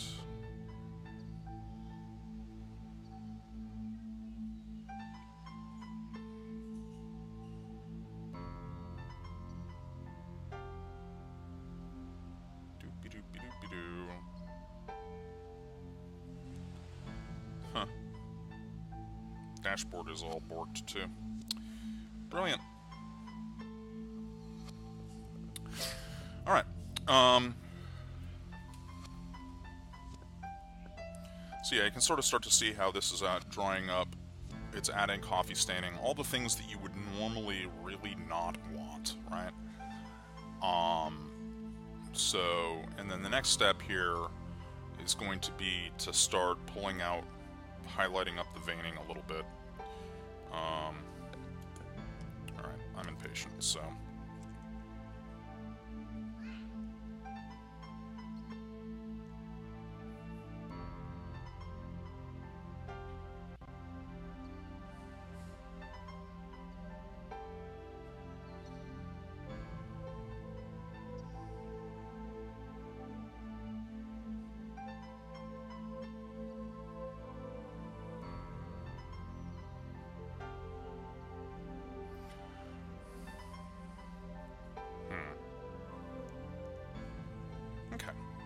So that's pretty good. Alright, I'm going to move on to a fine detail brush. It's the WAMP freehand. So, I mean, this is about the equivalent of a 1, maybe a 0. It's probably closer to a 0, actually. So Winsor Newton, Series 7, 0.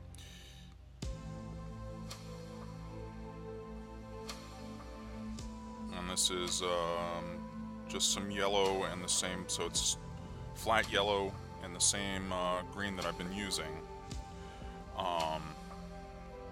It's too much water. Shit. Let's mix some more of this up then.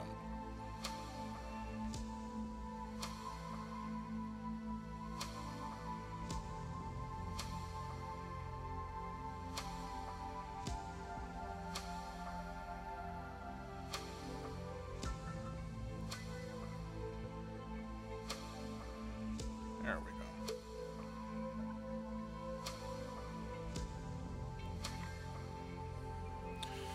And just going to go through and start individually highlighting each of these veins that I scribed in earlier. Nice, sweetheart. Very nice. Thank you. I'm in the middle of this, sweetheart. Yes, I know, but don't put that there. Thank you.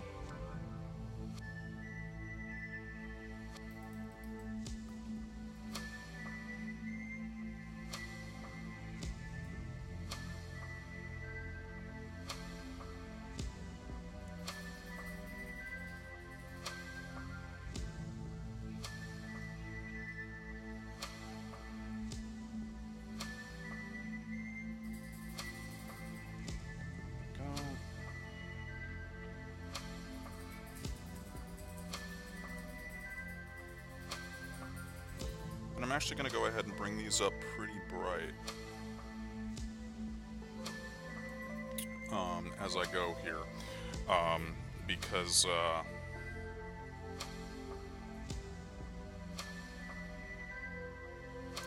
want to wind up glazing the entire thing.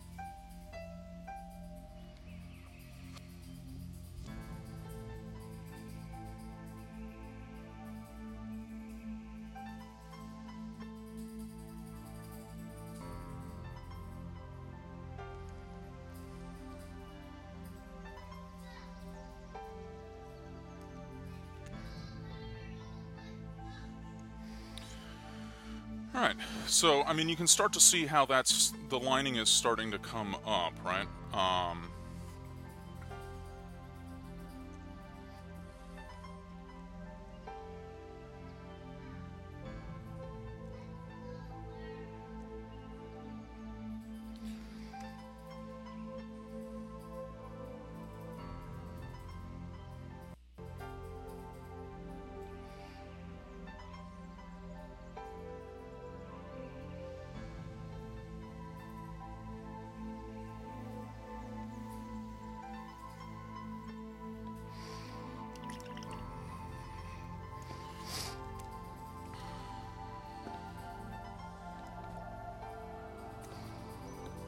Okay, let's see, where were we? What were we working on? We were working on this one. Oops. Sounds like the music cut out. But we're okay. Okay.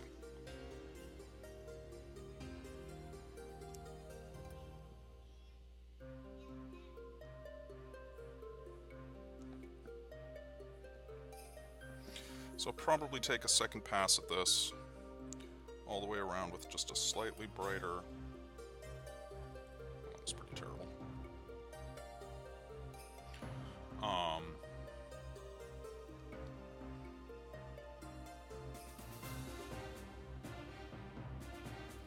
slightly brighter green. Some more yellow.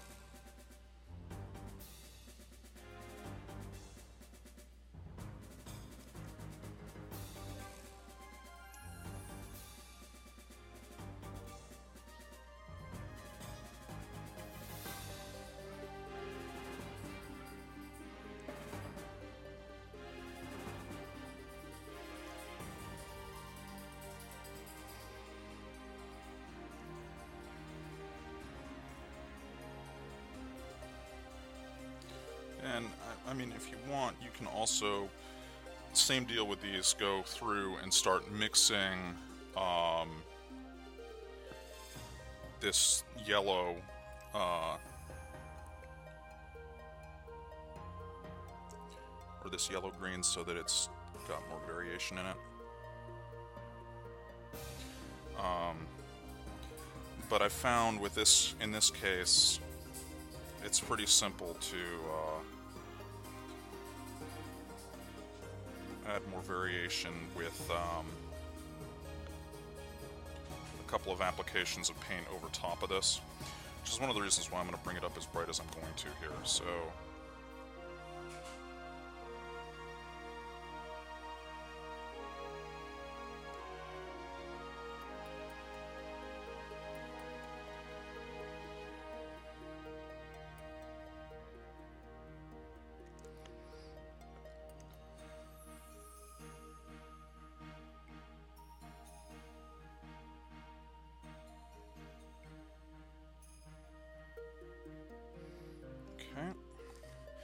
and, I mean, honestly, at this point, you could probably call it done. But there's another couple of steps that really add to the overall realism of the piece.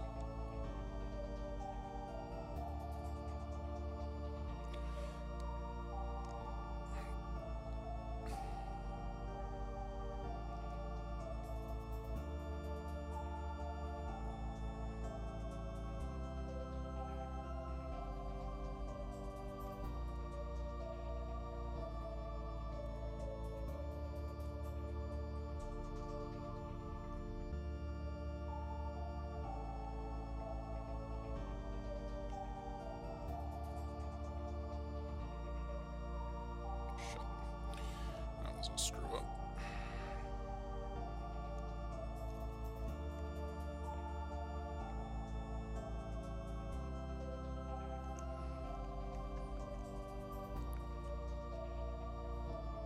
Whoa. Terrible. Very relaxing. Yeah, sorry it's not so exciting as it could be.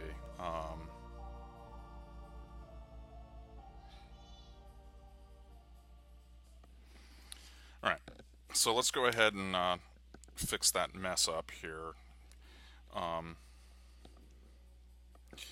This is a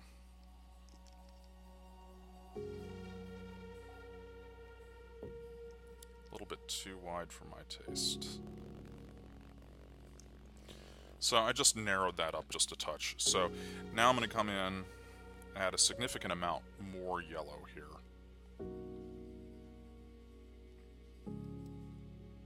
This needs to be a touch wider as well.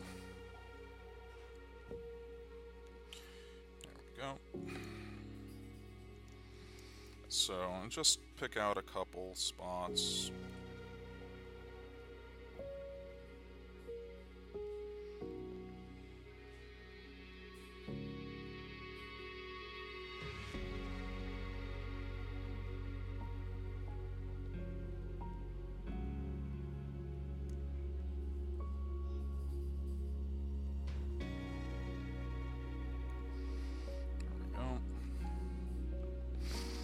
Yeah, I'm glad you like it, General. I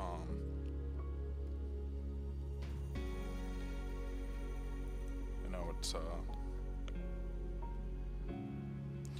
isn't necessarily the most exciting thing to watch, but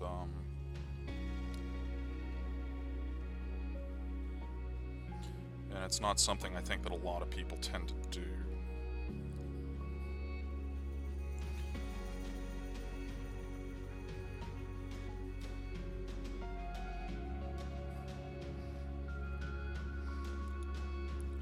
So, and again, following on making sure that I mix my paints before I use them. Just added a touch more yellow for this one.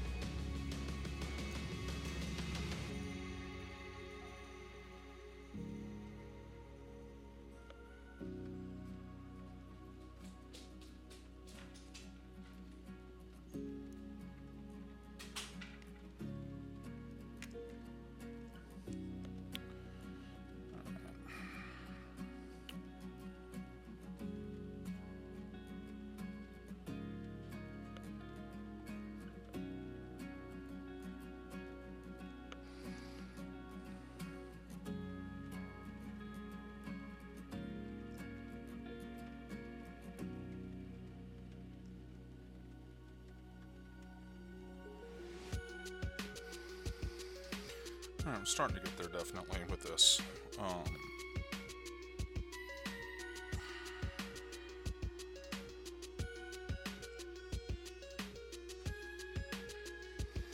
also allowing some of these lines to get a little bit thicker or blend in to add some additional variation to how this is coming out.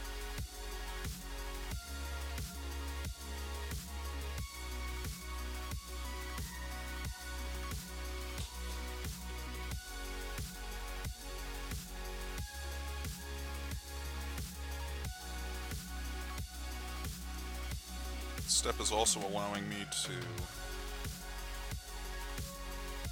tighten up the veining just a little bit. Especially for where I made a couple of mistakes with the first pass.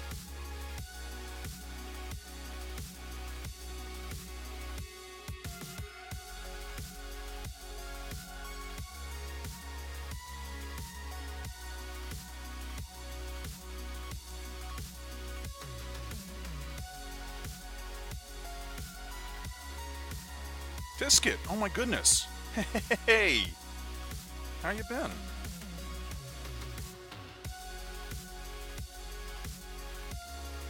Sorry I missed you when you were down here last.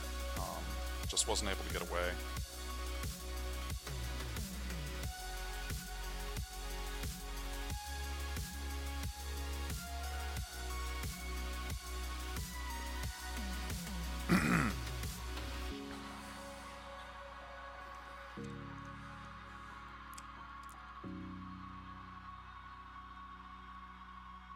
Hope you had a good time, though.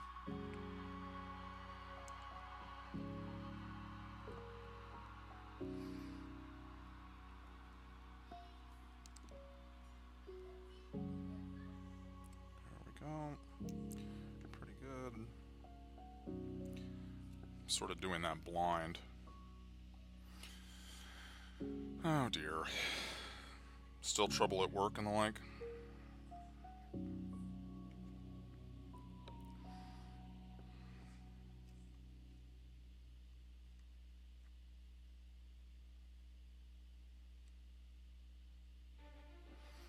I mean, I would think you're probably in the middle of prep for like Halloween and the like, right?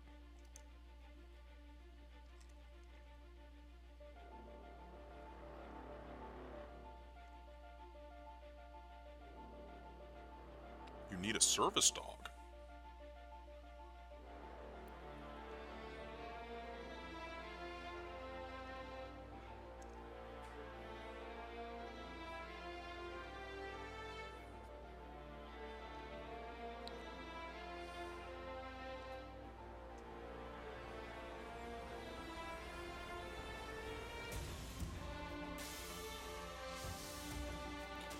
Well, I hope everything's alright.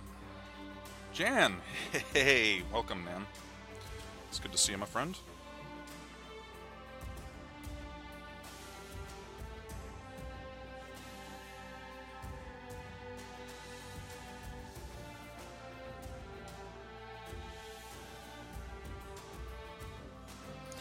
We are in the midst of taking a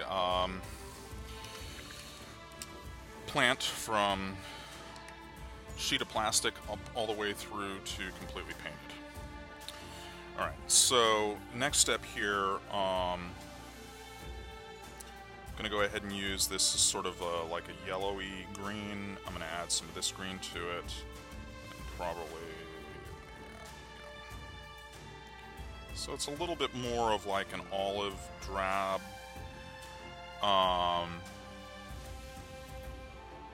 Nice, good job. I saw on Instagram there that you were working on him. So this is sort of just a glaze coat. I'm going to go ahead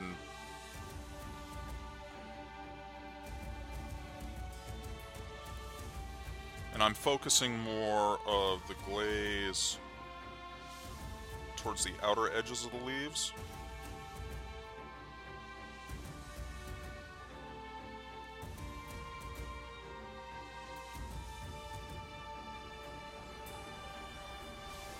So I want the outer edges to be slightly brighter now. Getting stuff's done. Yeah. I do. I put metallic paints on the wet palettes.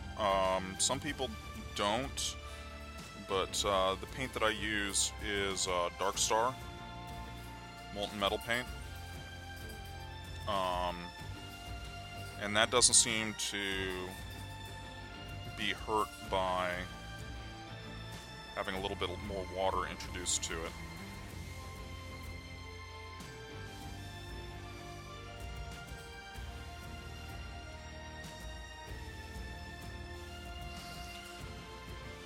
Hey, Sanjin. It's starting to get exciting around this. Hey, Reese. Somebody knocked at the door, buddy.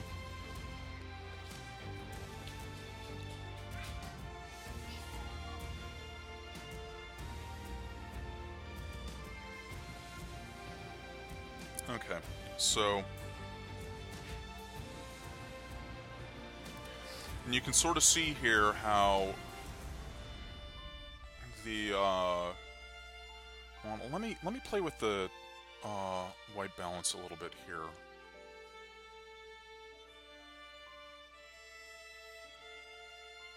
For some reason, this really isn't coming through.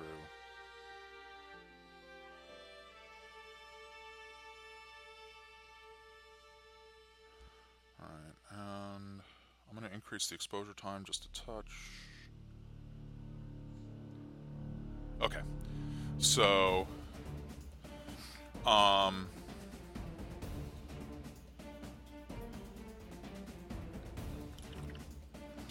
so you can sort of see how that coffee staining that I added earlier has added some interesting variation there. I'm going to go ahead pretty much with the straight medium green here from Vallejo. Mix up another glaze coat. So this is quite thin. And continue with the glazing process.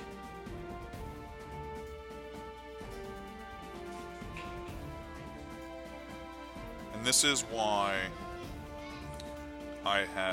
we brought up the veining so bright, because each of these layers is now going to knock the veining color back just a touch.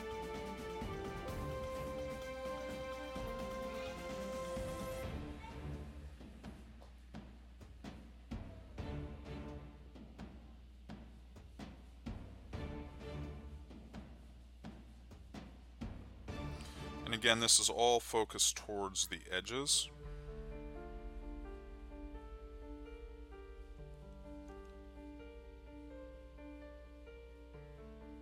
So I'm taking the paint and pushing it out towards the edge of the leaf.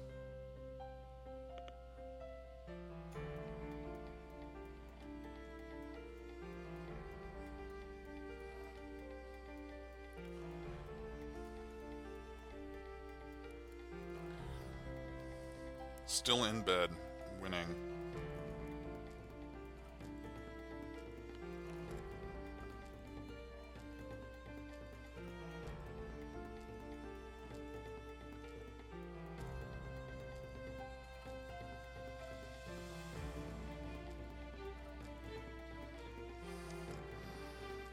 Alright.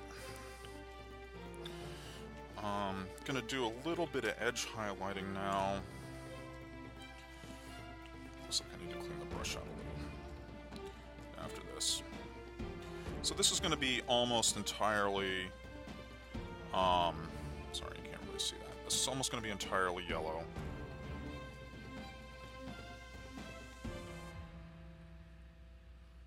It's a really light green, and just catching the edges.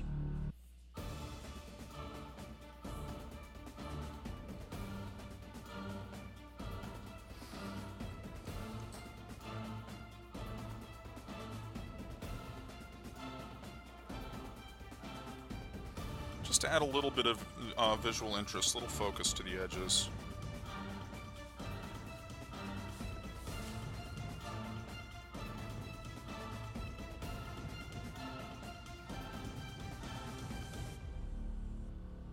And the nice part about, oops, not that that's going to be terribly visible, but clean it up anyway.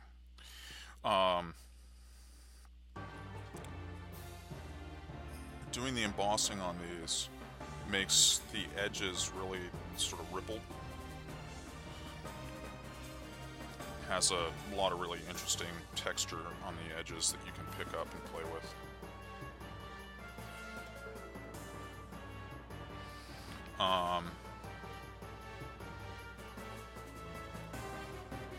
Ghetto basement apartment, what?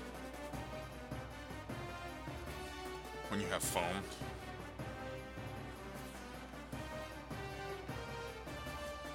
Sorry, I'm not really following chat at the moment.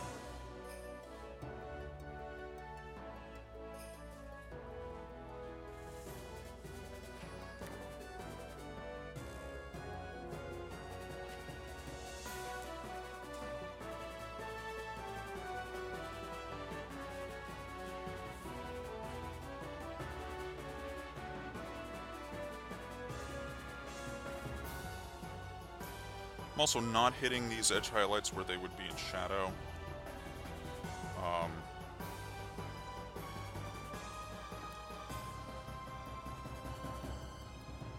Which is more of a, I think, just a lighting decision, right?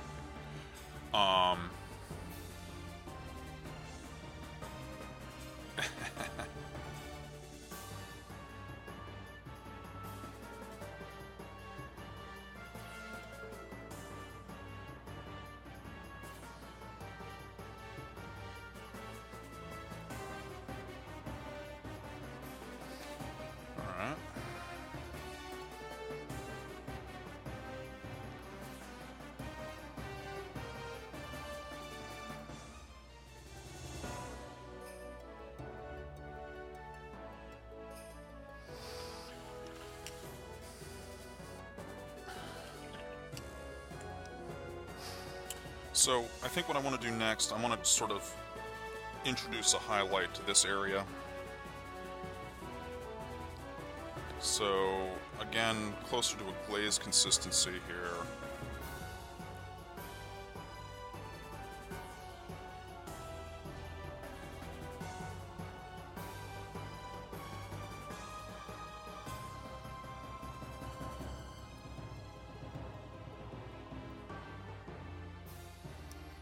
Just bring that up a bit.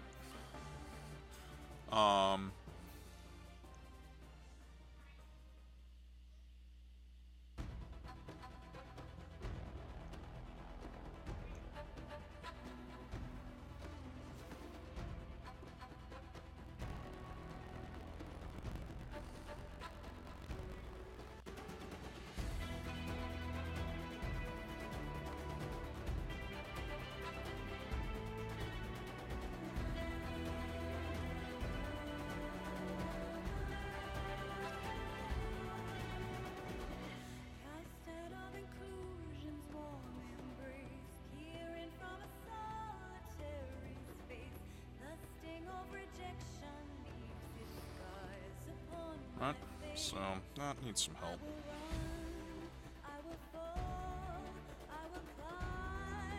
Don't want that to tear, though. Alright.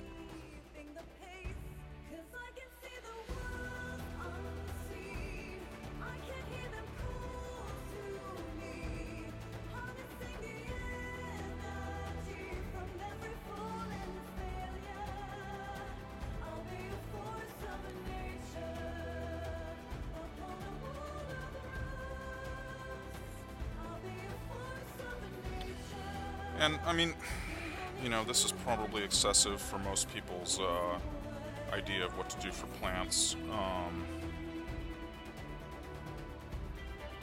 really think the only time that you would do something this intensive is if you're doing like a display piece or display base or something like that.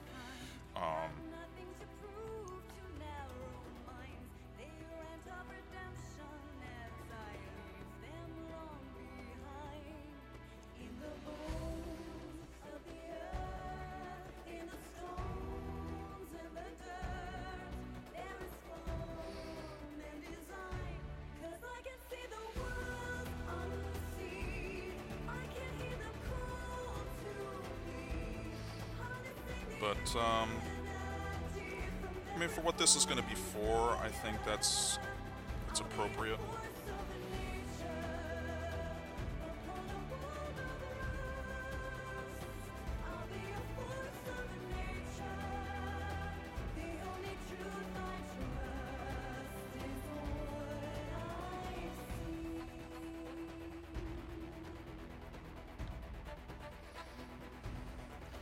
So really starting to bring this up.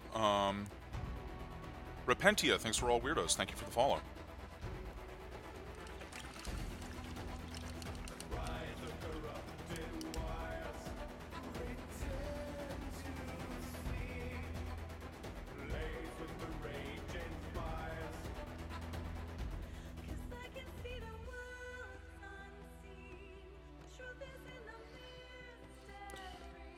Again, mixing this up to more of a glaze consistency.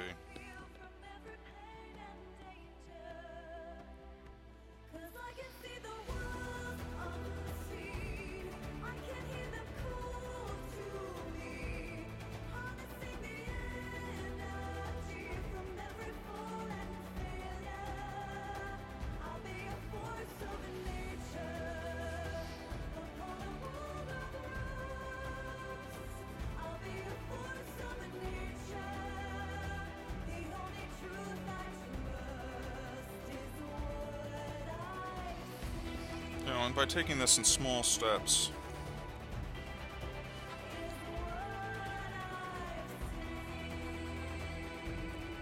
it does allow you to control this a little better.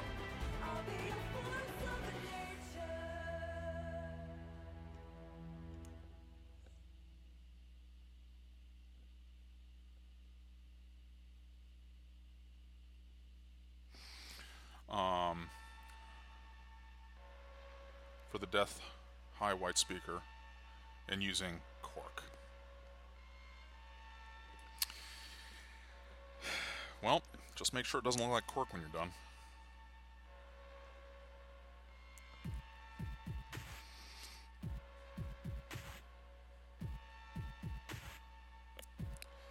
I have an issue with cork because the vast majority of people that use cork wind up with something that looks like cork in the end. It doesn't look like stone, it doesn't look like all the things that they thought that it might look like, it looks like cork.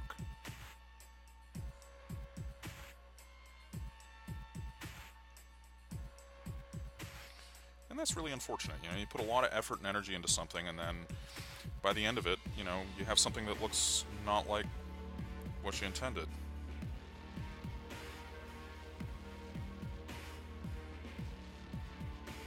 Alright, this is really starting to come along now, I think.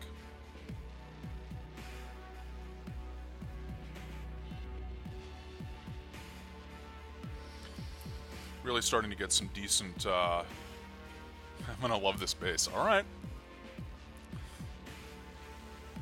Yeah, ditto. Looking forward to the photos indeed.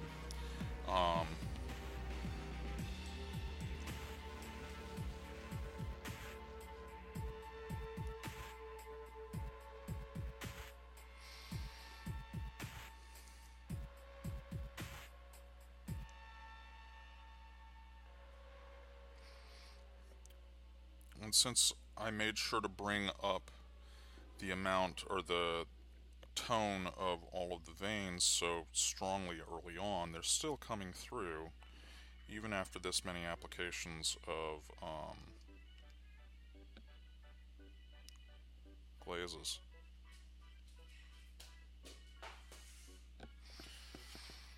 So this is starting to get there. Need to work on this a little bit more.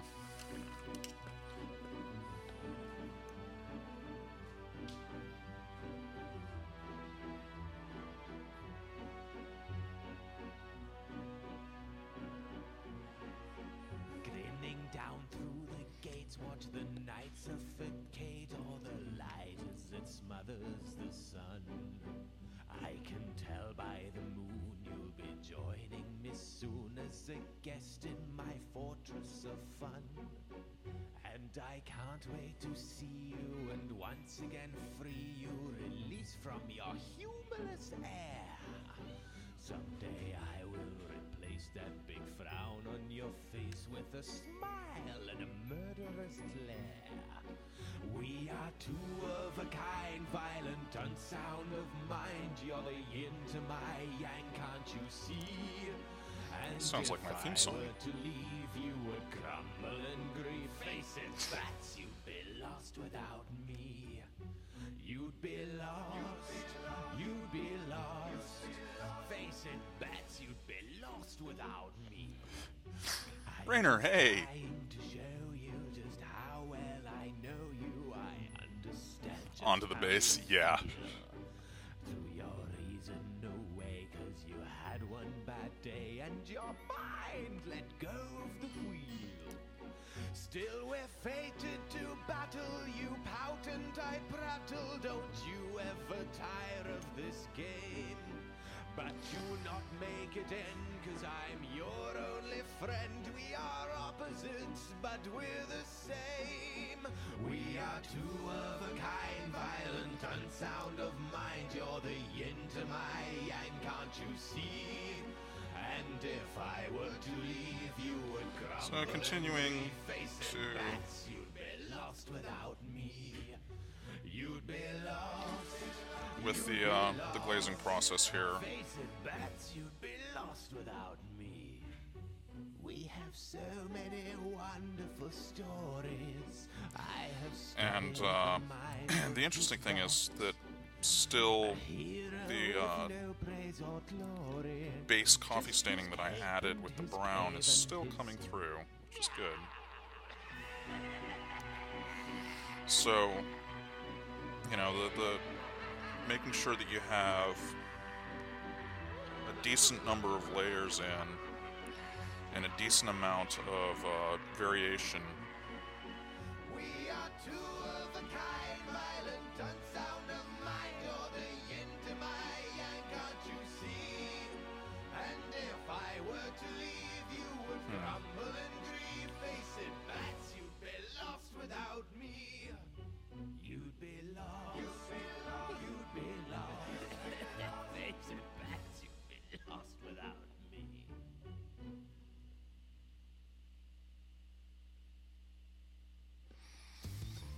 Okay. Alright, so I think the next thing that I'm going to do is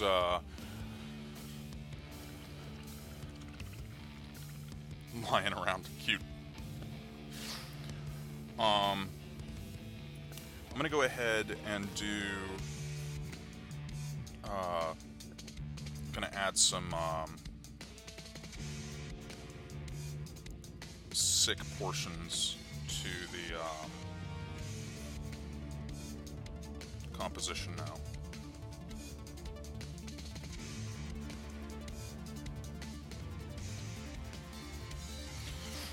And so typically you wind up with damage, leaf damage and stuff around the edges. So I mixed up something that's relatively dark.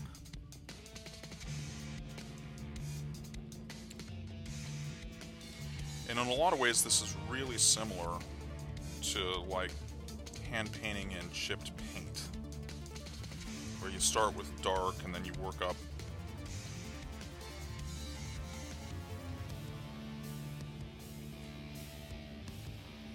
Or even like rust spots.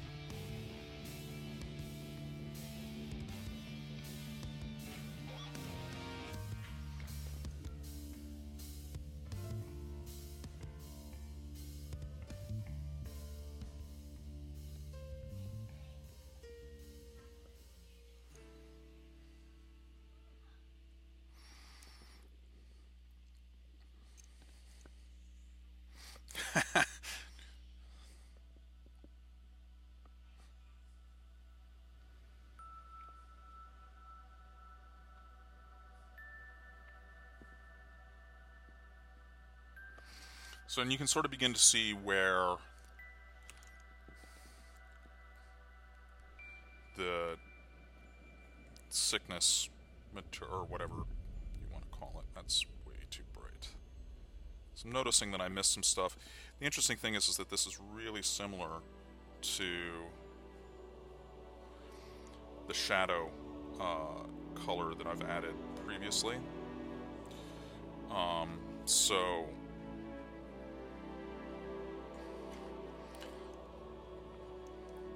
you can use it pretty much everywhere, and that, I mean, that's a nice part about keeping a relatively limited palette, is every single mix or color that you wind up with is useful for the rest of them. Yeah, I'm trying to keep this pretty random.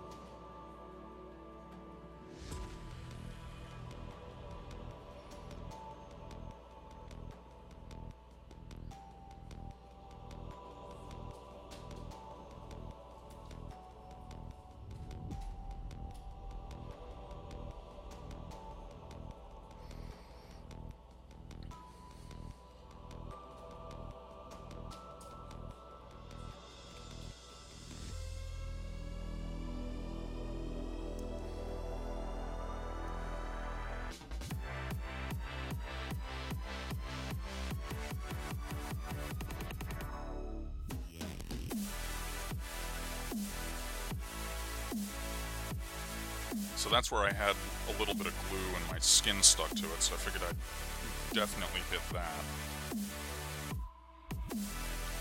Give it more of a reason for having that sort of sickly spot on it.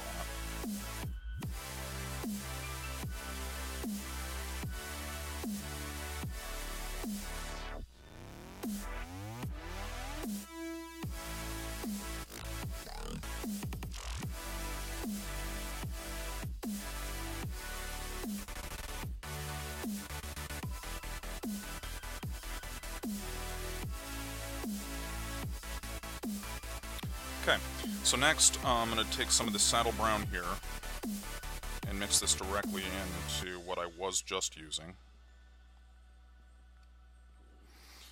And I'm going to go back through here and just a little bit inside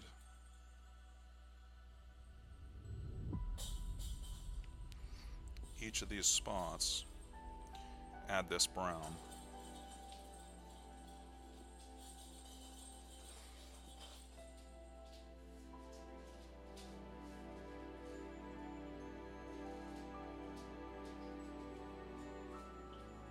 So just like you would with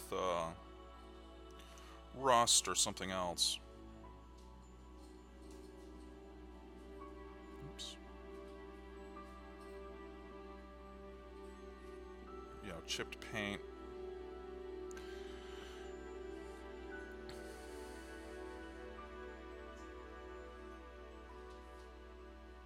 That's cool, Tisket. Well, thanks for stopping in anyway, you know. And I appreciate the here but not here as always. So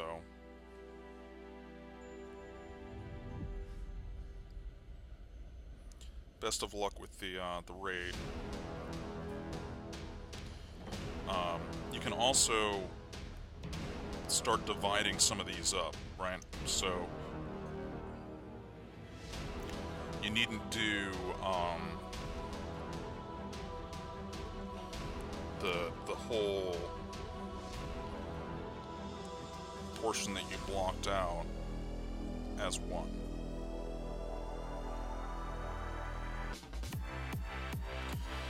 So, and this also is a good way to increase the overall feeling of randomness.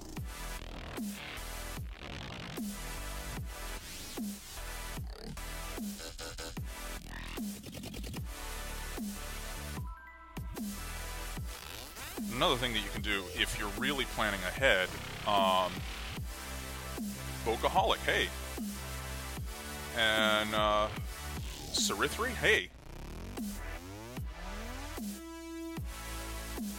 Oh, was there a raid? Oh my god. Totally missed. So I have to apologize. My Streamlabs isn't functioning. So my alerts are, well, they're not at the moment.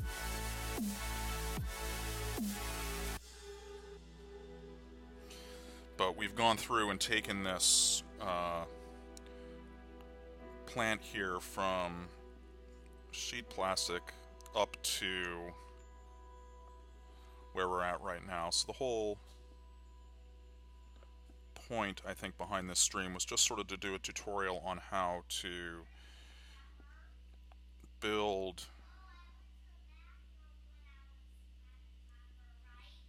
plants, basically. It is for a base for this figure here. Now, bear with me here because this is, the setup isn't really, I have to do a completely different setup to be able to actually work on her.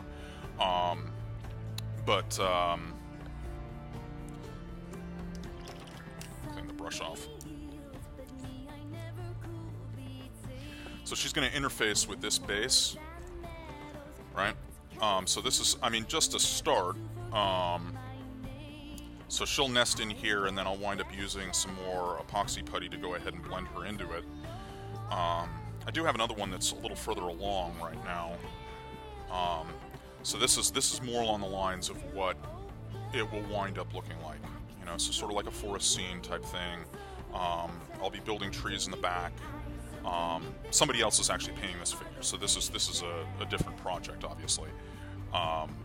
But I think it gives you a general idea of where I'm going to be going with it. You know, and I do have a couple of finished leaves, right? So here's one of the leaves that's going to go. And, you know, in the interest of keeping things different, here's another one. Hey, Pixie. And thank you for that, Bookaholic. You know, and then, you know, there's another one. So there's just a bunch of different styles of foliage and stuff, as well as grasses and everything else. You know, the object is ultimately to have, right, I need to add a little bit more of this saddle brown here.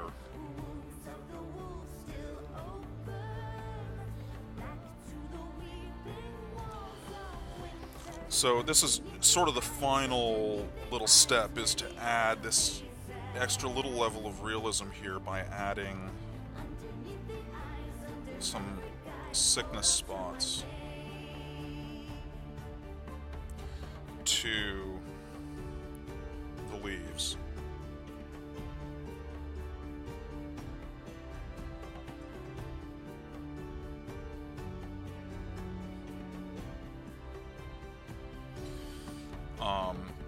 It also plays in a little bit with sort of the story that I'm intending to build with the figure, which one of the things that I'm going to have is a tree that's been cut down. So the story, or what I'm attempting to tell with the story, is that the tree walker has come out of the forest because somebody is cutting down and or poisoning the forest. And she's come out to hopefully put a stop to that. So least that's what I'm trying to do. We'll see if I can get the idea across.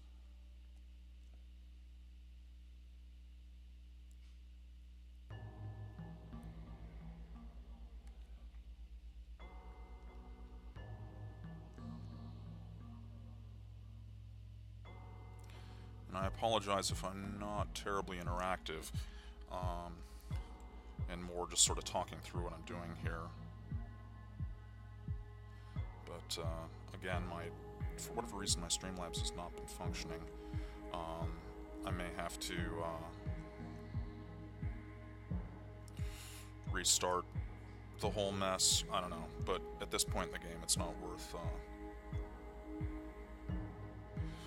doing all of that. So, okay, there's one.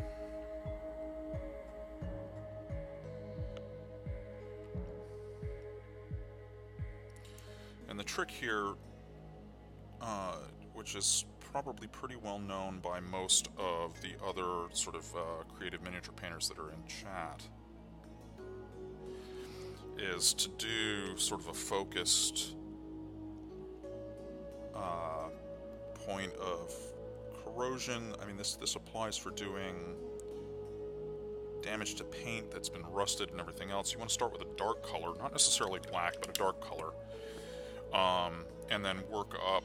So now I'm going to come in here and start adding some yellow. So the yellow to the brown is going to just lighten up the brown.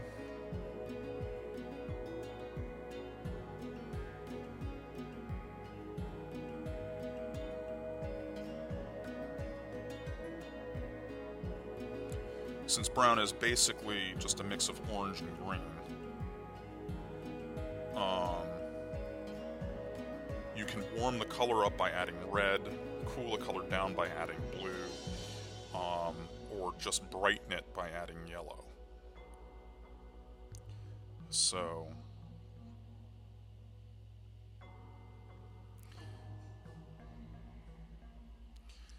by doing this, and this is sort of the final little bit here,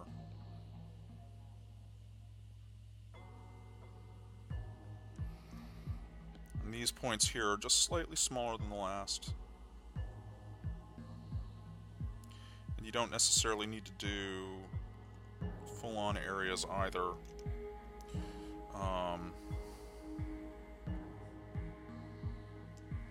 So you can use this to even further break up the points where you've got a little bit of rot or whatever else coming through.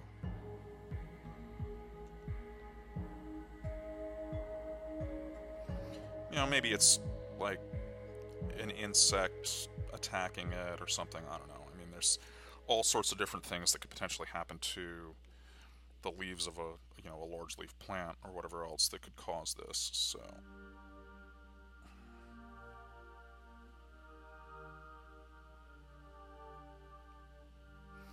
Alright.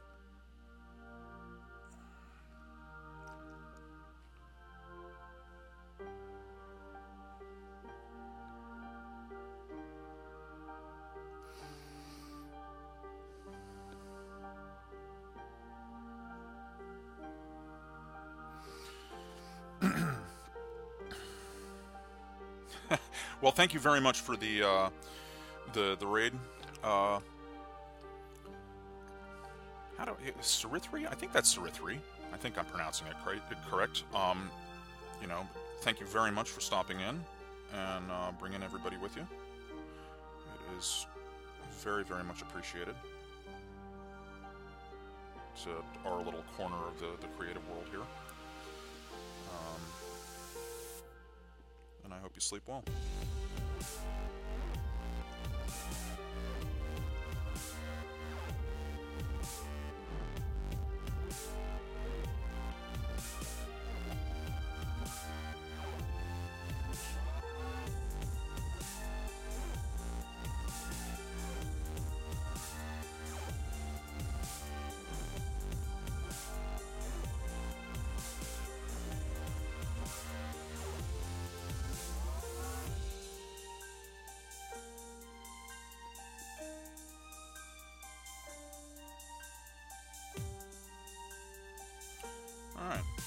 that about does it.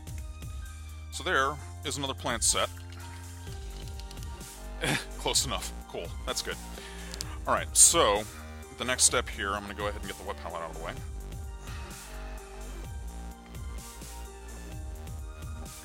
And, bloody hell. Come on, close, you piece of crap. There we go. Hold on a second. Come on.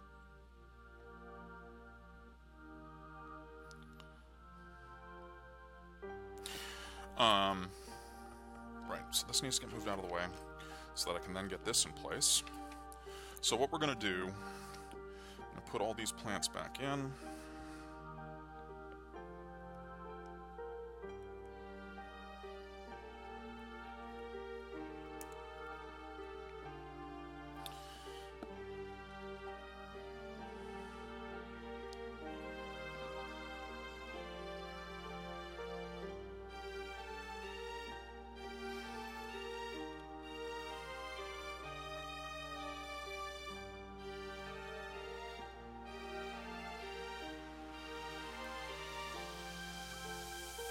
Okay, there's that.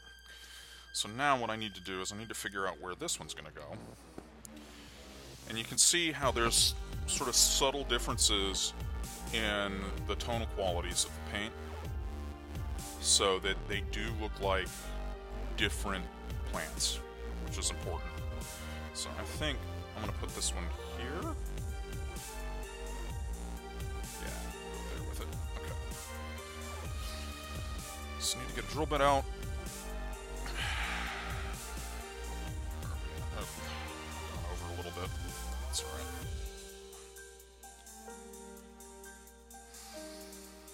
Okay. Oops.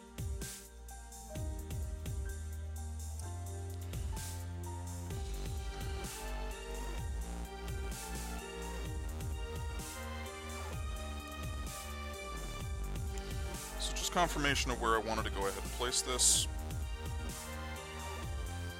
And I'm going to drill all the way through the epoxy putty and into the foam substrate underneath.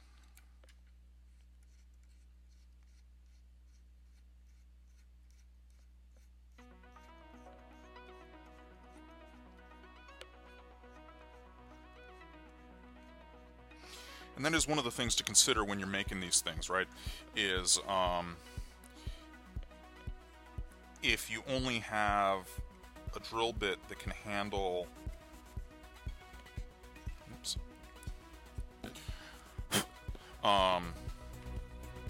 that can, say, handle only like a single piece of wire, when you do the cutoff here, you should leave one single pin possibly at that point. So you should go ahead and wrap it like we did, and then have just a single remaining piece of wire sticking out, so that you can just drill a single one, a single small hole, instead of a larger hole like I'm doing here.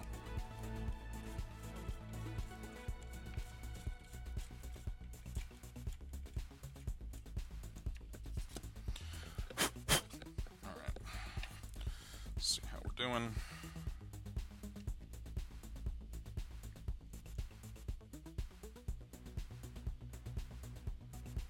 Gonna have to egg this out just a little bit. Another thing that you can do is, while you've got the drill bit in there, you can sort of work it around the edges so that it cuts the edge of the hole just a little bit bigger. Normally that's something to be avoided, but if it doesn't quite fit, you can use that to work. Come on. Still got a little bit more work to do.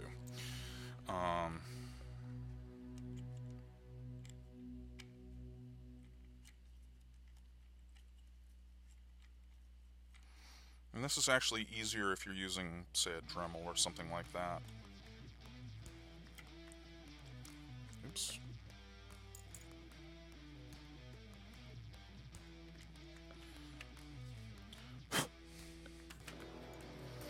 You know, and worst case scenario, what I'll do is I'm just, in fact, I am going to do this. I'm going to come in and cut one of these out. Maybe. Maybe not.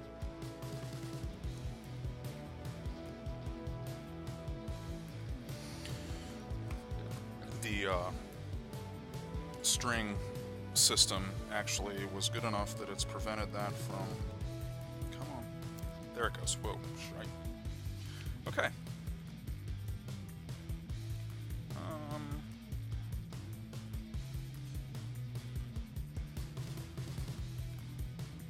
Come on.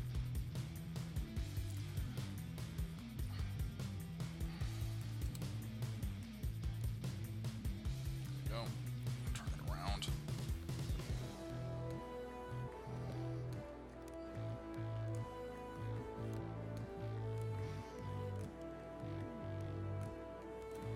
There we go. Alright, so... And that's a pretty good density right there.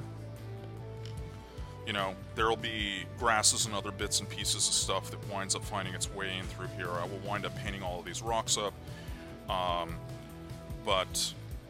And I probably need to add a couple more of these shrubs in and around to really sort of get the overall look of this working out. So, let's see if I can raise this up so we can get a better idea of composition.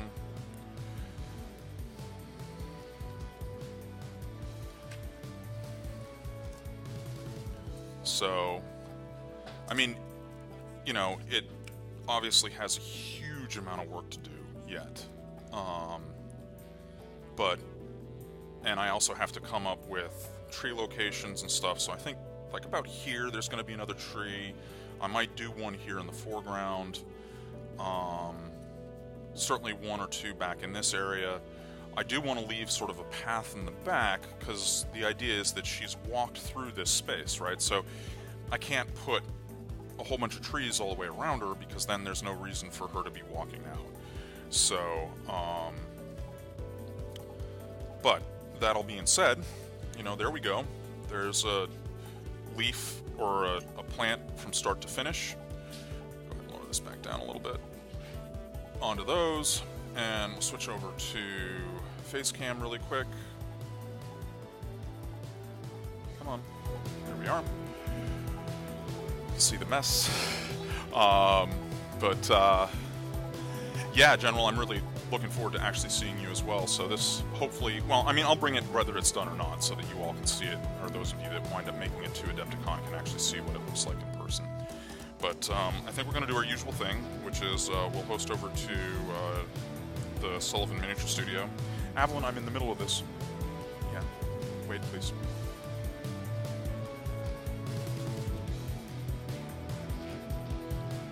So, doopy-doopy-doopy-doo. Here, let's do this.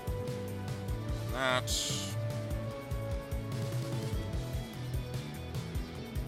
Coals.